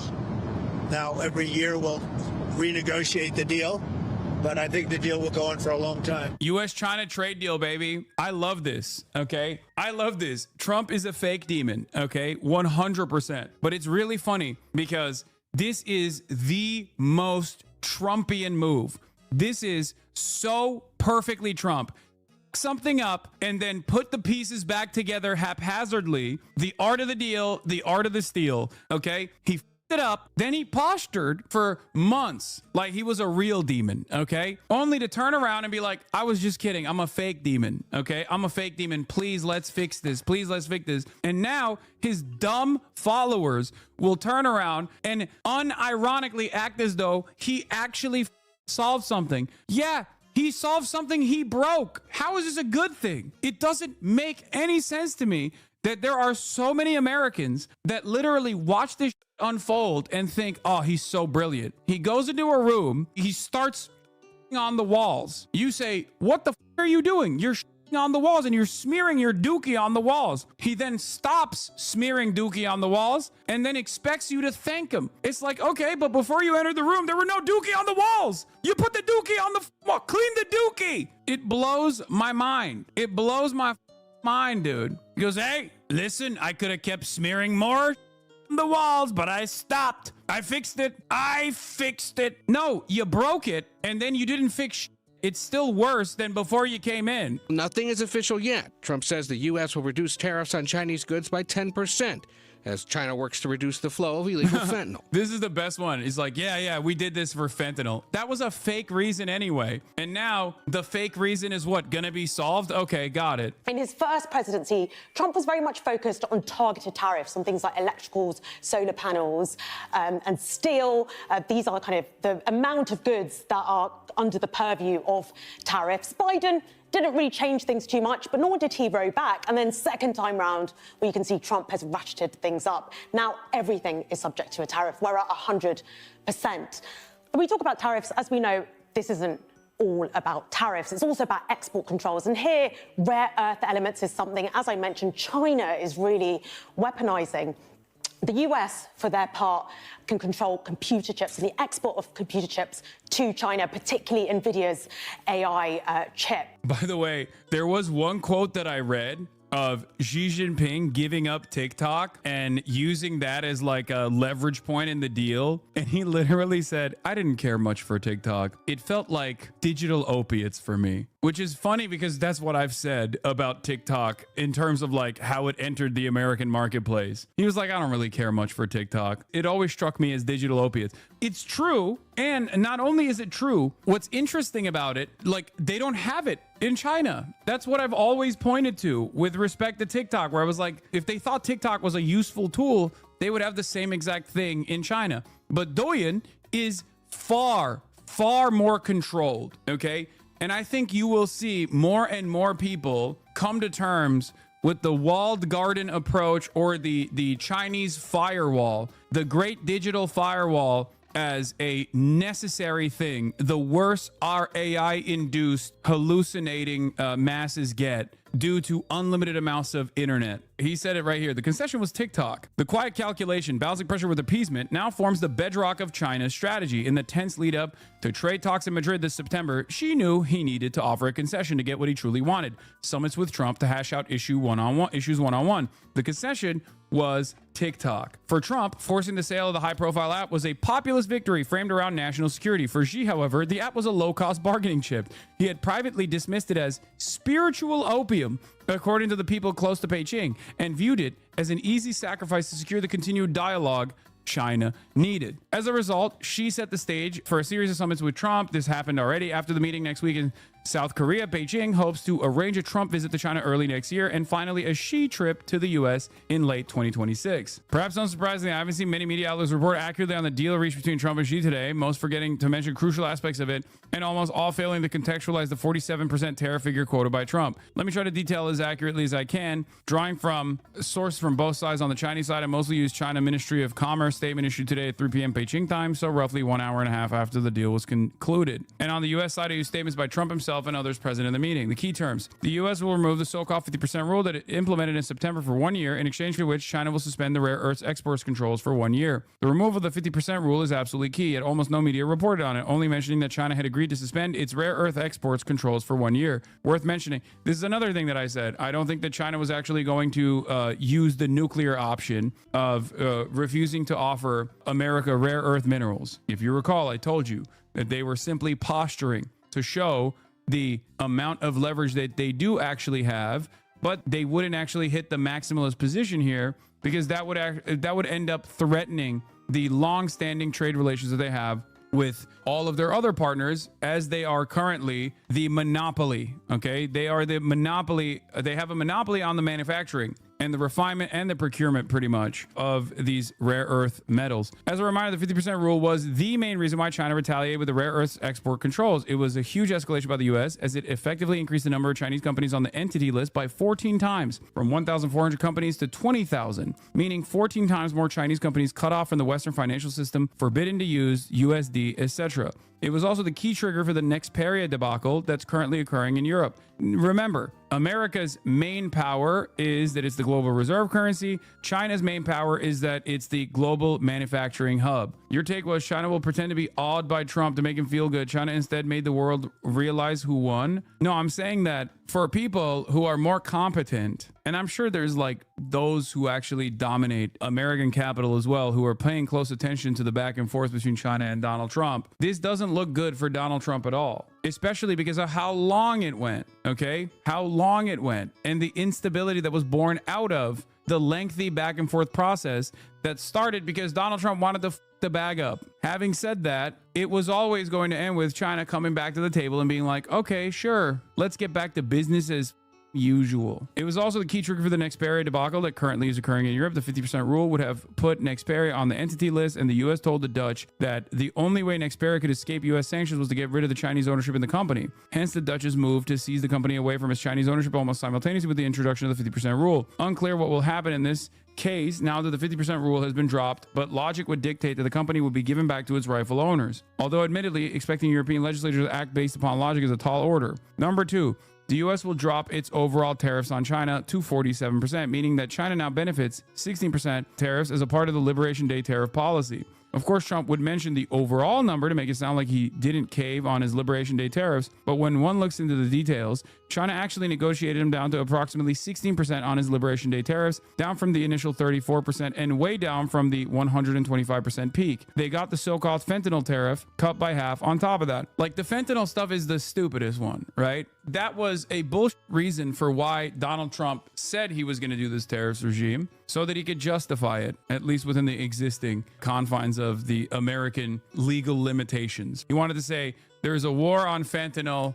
there's a war on drug trafficking, there's a war on drugs, and China is participating in this. All of these other countries are participating in this, and that's the reason why we have to slap them with these tariffs, right? For China, they just go, okay, yeah, we'll work on it. It's no different than a IOU, an IOU that like Korea offers the American government, saying like, oh yes, Mr. President, we will totally give you $17 quintillion to develop super factories on U.S. soil. Totally. How so? First of all, before Trump 2.0 even got inaugurated, tariffs on Chinese goods were already standing at a weighted average of 20.7%. Soon after taking office in February and March, so before Liberation Day, Trump added 20% on top of that in the form of his so-called fentanyl tariff. So before Liberation Day, the overall tariffs on China was already at 40.7%. Oh, by the way, this is, yes, I do call stress testing xenophobia, which I think will be a more common thing that people say, because they're trying to see how much the European vassal states, how much the European vassal states will remain committed to America, even if America keeps bullying them and dominating them and ritualistically humiliating them, because they're just terrified of the unknown Chinese form of international dominance. Eventually, I suspect, and there is some initiatives in this regard, the closer you are in proximity to China, the more interested you are in doing a BRICS-style leveraged relationship. And the further out you are, the more European you are, the closer you are to Europe as a vassal state of empire, as a vassal state of the American empire, the less interested you are in doing a BRICS-style leveraged relationship with China in order to get an upper hand in your negotiations with America. This doesn't mean you fully find yourself in the throes of Chinese control or become a vassal state to China. I'm just simply saying, you know, behaving in a way that is consistent with like India, for example, right? Self-interested, carving out some semblance of sovereignty in your negotiations by saying, okay, well, we have another major partner here that we are actually working with. So US forced Netherlands to seize Nexperia over Chinese ownership, then immediately suspended the rule in the China deal. Dutch got played, they did the dirty work, and now they hold the bag, while the US normalized relations. How many more times will this happen until European partners go, okay, well, your one side presents stability, the other side, and prosperity, the other side presents danger and instability. In any case, let's get back to this. Then on Liberation Day, Trump added a 34% reciprocal tariff on top of that, so 74.7% overall tariffs, which he again escalated to 125% by April 10th after China retaliated. This brought the peak to 145% just from Liberation Day, blah, blah, blah. Overall rate is now going down to 47. Given the fact that the deal includes a 50% reduction on fentanyl tariff from 20% down to 10, means that China has now negotiated the Liberation Day down from 125% to about 16%, since 20.7 plus 10% fentanyl plus 60% Liberation Day is approximately equal to 47% overall. This means that when it comes to Liberation Day tariffs, China will stand roughly on par with the EU, who are at 15%, or South Korea, who will also likely be around 15%. The U.S. will suspend its hostile actions on China's ships and shipbuilding industry, in exchange of which China will also suspend its retaliatory measures. Other parts of the deal, TikTok, China mentioned they agreed to properly resolve the TikTok issue, which is probably diplomatic speak to say that it's not resolved yet. Soybeans, China mentioned that both sides reached consensus on expanding agricultural product trade, while Trump mentioned that China will buy tremendous amounts of soybeans, which all in all probably means that China agreed to resume buying U.S. soybeans, which they had stopped as a retaliatory measure as leverage in the trade war. Fentanyl, both sides agree on anti-drug cooperation regarding fentanyl, which is language that is pretty boilerplate in U.S.-China discussions, so probably nothing new here. Handling of individual enterprise cases, which is pretty opaque language that suggests both sides discuss how to handle specific companies' issues, NVIDIA, Huawei, Nexperia, and that they reach consensus on this. Future summitry. Trump commits to visiting China in April 2026 with mutual support pledged for China's 2026 APEC holding and America's G20 summit. This signals both sides expect the relationships to stabilize enough for Xi and Trump to meet several times in person in 2026. All in all, I would say that the key feature of this deal is the reciprocity and almost religious balance in every aspect. Each concession matched by the other, each suspension mirrored. It shows we're not dealing with peer competitors who can effectively keep each other in check. Okay?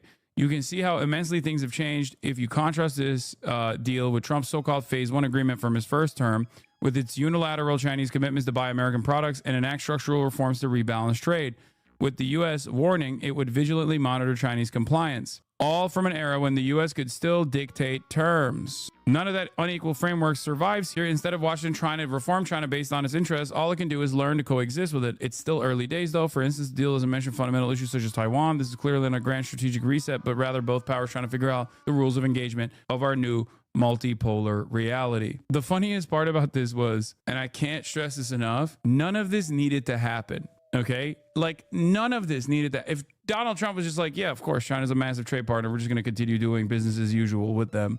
None of this had to have happened at all. No tariffs, no nothing. And I don't think Trump was able to successfully decouple the rest of the world from China, nor did it successfully decouple America from China, because you can't do that if your single responsibility to the public is that they still get a steady flow of treats at a reasonable cost. Because if the treats go away due to the fact that you're no longer utilizing the cheap goods manufacturer of the world, what is there that remains for the average American? What is there that the average American could look forward to? Xi Jinping mentioned in his introductory statement at the meeting that the U.S.-China relationship was a giant ship going through winds, waves, and challenges that needed to be steadily sailed forward by both leaders. That's pretty much what this meeting was. The winds and waves are still there, but at least both sides seem to acknowledge that they're now on the same ship. Donald Trump announced afterwards that he would cut overall tariffs on China to 47%, and that China had agreed to a year's postponement on controlling its rare earth exports. The aggressive rhetoric of the recent past set aside, with the US president now due to visit China next April. I thought it was an amazing meeting. He's a great leader of a very powerful, very strong country, China. And I mean, what can I say? We have, it was an outstanding group of decisions, I think, that was made. A lot of decisions were made, too. There wasn't too much left out there. Both sides have now backed away from a global trade war, with pragmatism winning the day. Though we still don't know whether Chinese-owned TikTok will be allowed to operate in America, or whether China will... Yeah, Bros Humbled is right, dude. Very different energy. It's a clear, like, oh, China got hands moment. One day invade. Actually, I don't even know if that's the case, because he's too self-involved and too stupid to recognize it. I'm gonna be honest. In the second round, during this current time period, they feel like they have a deeper toolkit to respond and retaliate if necessary. Dude, how can you trust not just America, but especially Donald Trump? In this day and age, if you trust Donald Trump, you're a bit of a fool. Ally and enemy alike. It's kind of dumb to do that, no? Despite a lot of the tensions, it seems like pragmatism now reigns. And this is important given the calendar of both presidents. So for President Trump, he needs to be focused on next year's midterms. And so it's in his interest that there is a more stable U.S.-China relationship. And for China... Literally the exact same wording you used. Yes, because I am Chinese, brother. I need you to understand. I'm not like the brilliant guy by any metric, okay? I'm just applying common sense. But the only thing that makes my analysis different than many other Western analysts is the fact that I basically look at the Chinese system and then don't immediately assume that it's bad and wrong and nefarious and destined to fail. That's it. I don't have the pro-capitalist horse blinders on. Whereas, unfortunately, for many of our academics that went through college education, got their master's, got their graduate degrees, they can't comprehend this. They literally cannot see the world outside of Western liberal capitalist democracy. They just can't. They can't do it. It's not just xenophobia, chatters. You have to understand. It is the fact that they just genuinely look at what China is doing and they don't think about it as like a government that is trying to achieve the goals that they set out to achieve. And instead, a sequence of failures that somehow, I guess, never get addressed when they actually prove to be real. That is a major issue in the analysis. That is the reason why it takes 10 years for foreign policy magazine writers to finally come to the terms of like, maybe China's not doing a debt trap. And maybe there's lessons to learn here for the IMF and the World Bank, because we are not able to outcompete the Chinese loans that don't have the same rigorous austerity measure conditions that we implement in our trade partners in the global south. That, and also the fact that no one ever gets punished for getting things wrong in the direction of the American State Department. It makes your approach and your analysis wrong consistently. Do you understand? If you never actually offer any accountability or any punishments whatsoever to people that are consistently getting wrong, then you're just going to have a bunch of article writers who are wrong all the time. But as long as they're wrong in the direction that America wants you to be, and you don't ever have to think about how you deluded people because you yourself were deluded, then it doesn't matter. You can just continue to fail upwards. That's the name of the game. Meanwhile, if you are thinking outside the box, and if you actually contest some of these narratives that are coming out of the State Department, and you get something even, a fraction off base, you will be endlessly smeared. Okay? Endlessly. This has happened to Noam Chomsky. This has happened to myself. This has happened to anyone and everyone that is in any way, shape, or form contesting the pro-American narratives, whether it be around global trade or whether it be around American imperialism or whether it be around our foreign adversaries, or whatever the they're engaging in. To keep things fairly controlled, no real discussion as far as we know about China's intentions towards Taiwan, whether it might. It is pretty crazy, though, to look at like the Chinese 5-year plans over and over again. Every single half a decade, China sets up 5-year plans and then they accomplish them or accomplish a decent chunk of the 5-year plans. And then you still look at that and you go, nah, this time is different. This time they're going to fail. What makes you think? They just give the game away ahead of time. They're like, this is what we're focused on. This is what we're going to do. This is what we're going to implement. And then they do it. And in the aftermath of the 5 years or, 15 years, 20 years, you just go, oh, they just kind of lucked into it, actually. Like, what do you mean? They said they were going to do it and they did it. At a certain point, if you are consistently wrong, if the guy who's supposed to be educating you is consistently wrong, you have to literally turn around and be like, all right, big dog, why hasn't China collapsed yet? You said that every week for the past 20 years. Why hasn't it collapsed? What the hell's going on? Do they have the heavens mandate? What is happening here? Why are they not collapsing? You said they were going to collapse. At a certain point, you have to literally be like, maybe this guy is wrong. Maybe what he's telling me is untrue. But people would rather be deluded as long as it confirms their pre-existing biases and it doesn't upset or offend their sensibilities. They would much rather be deluded over and over again. There is such an unimaginable market for that kind of slop. It's crazy. Extraordinary to see The Economist, a magazine that's been predicting China's collapse for 30 years and was calling peak China a few months ago, now says that China is now on top and changing the world. Yes, and they got there precisely because they ignored everything recommended by The Economist. This is another one of my ageless takes, okay? This is another moment of pure and utter vindication. Okay, is timeless. This is another one of these pure vindication moments. Every single legacy publisher is constantly feeding in to the China's going to collapse any day now has to bend the knee and turn around and be like, well, we can't deny it any longer. And it's even worse than you think, by the way. The Chinese development is far beyond what we comprehend here in the United States of America. And the reason why I say that is because we still rely on GDP. In terms of their GDP, in terms of like their living conditions, or at least for like the average person and how much the average worker's material conditions have improved, okay, it's not even a question. Obviously, GDP is going to be lower in a country where cheaper, for example. Yeah, look at this. Unreliable, The Economist. Everything under control. China, the yuan, and the markets. The great fall of China. China's slowdown. The trouble with Xi's new economic model. China's COVID failure. Can pandas fly? The struggle to reform China's economy. Peak China. Winning the trade war. Boom. And it's like, you will see eventually people reckon with reality. Okay. After years and years of China's going to collapse any day now. China's going to collapse any day now. They're collapsing. They're on the verge of collapsing. They collapsed yesterday. You just don't know it. People are going to start going, okay, they have a bunch of nice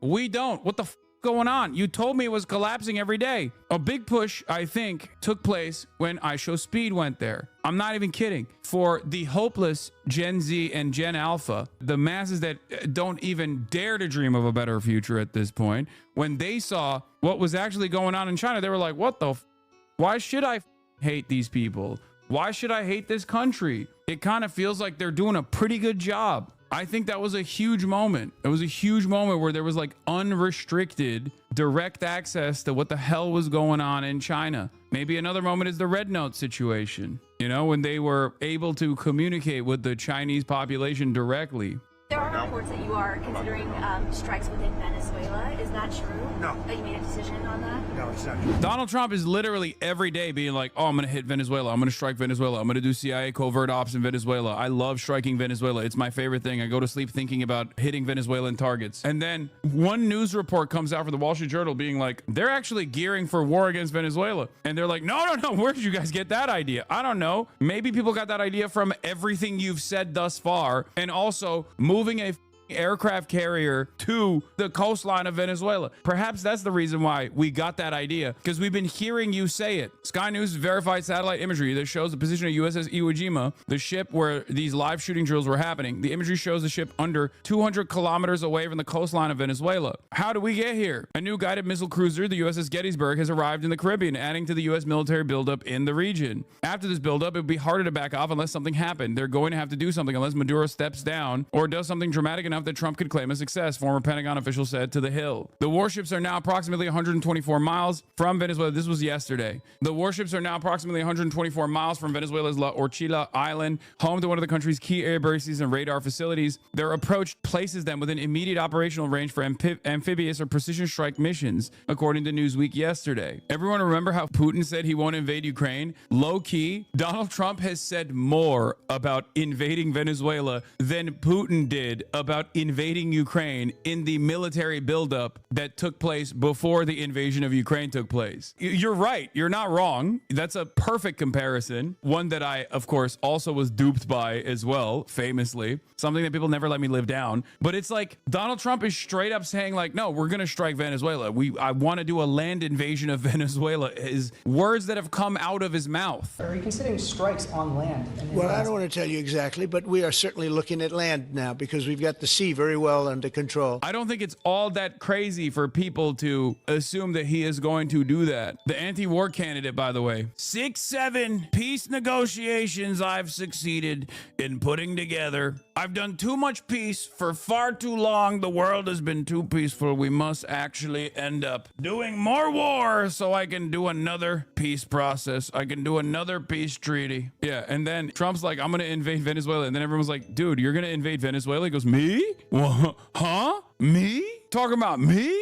Ah, never. Why are there aircraft carriers on the coastline of Venezuela? Why are there so many goddamn naval vessels? Why did you say that you would do covert operations by the CIA, that you sanctioned covert operations on the CIA? At least Russia did the side and Donbass stuff that we aren't even pretending to come up with a reason for this. Yeah, that's the other thing. That's the other thing. Like Russia had in the buildup, there was so much. There were military exercises that happened on the border. Russia had at least like a comprehensive messaging campaign as to why they had to intervene in Ukraine. We're not doing that at all. And even then, it was obviously still bullshit. Make no mistake. There is no justification for invading Ukraine, as I've said time and time again. But we're not even doing that. We didn't even try. We're just like, drugs, I think. They literally came out and were like, drugs or whatever. Who gives a shit? Yeah, we're going to kill a bunch of people. That's unironically what it has looked like so far.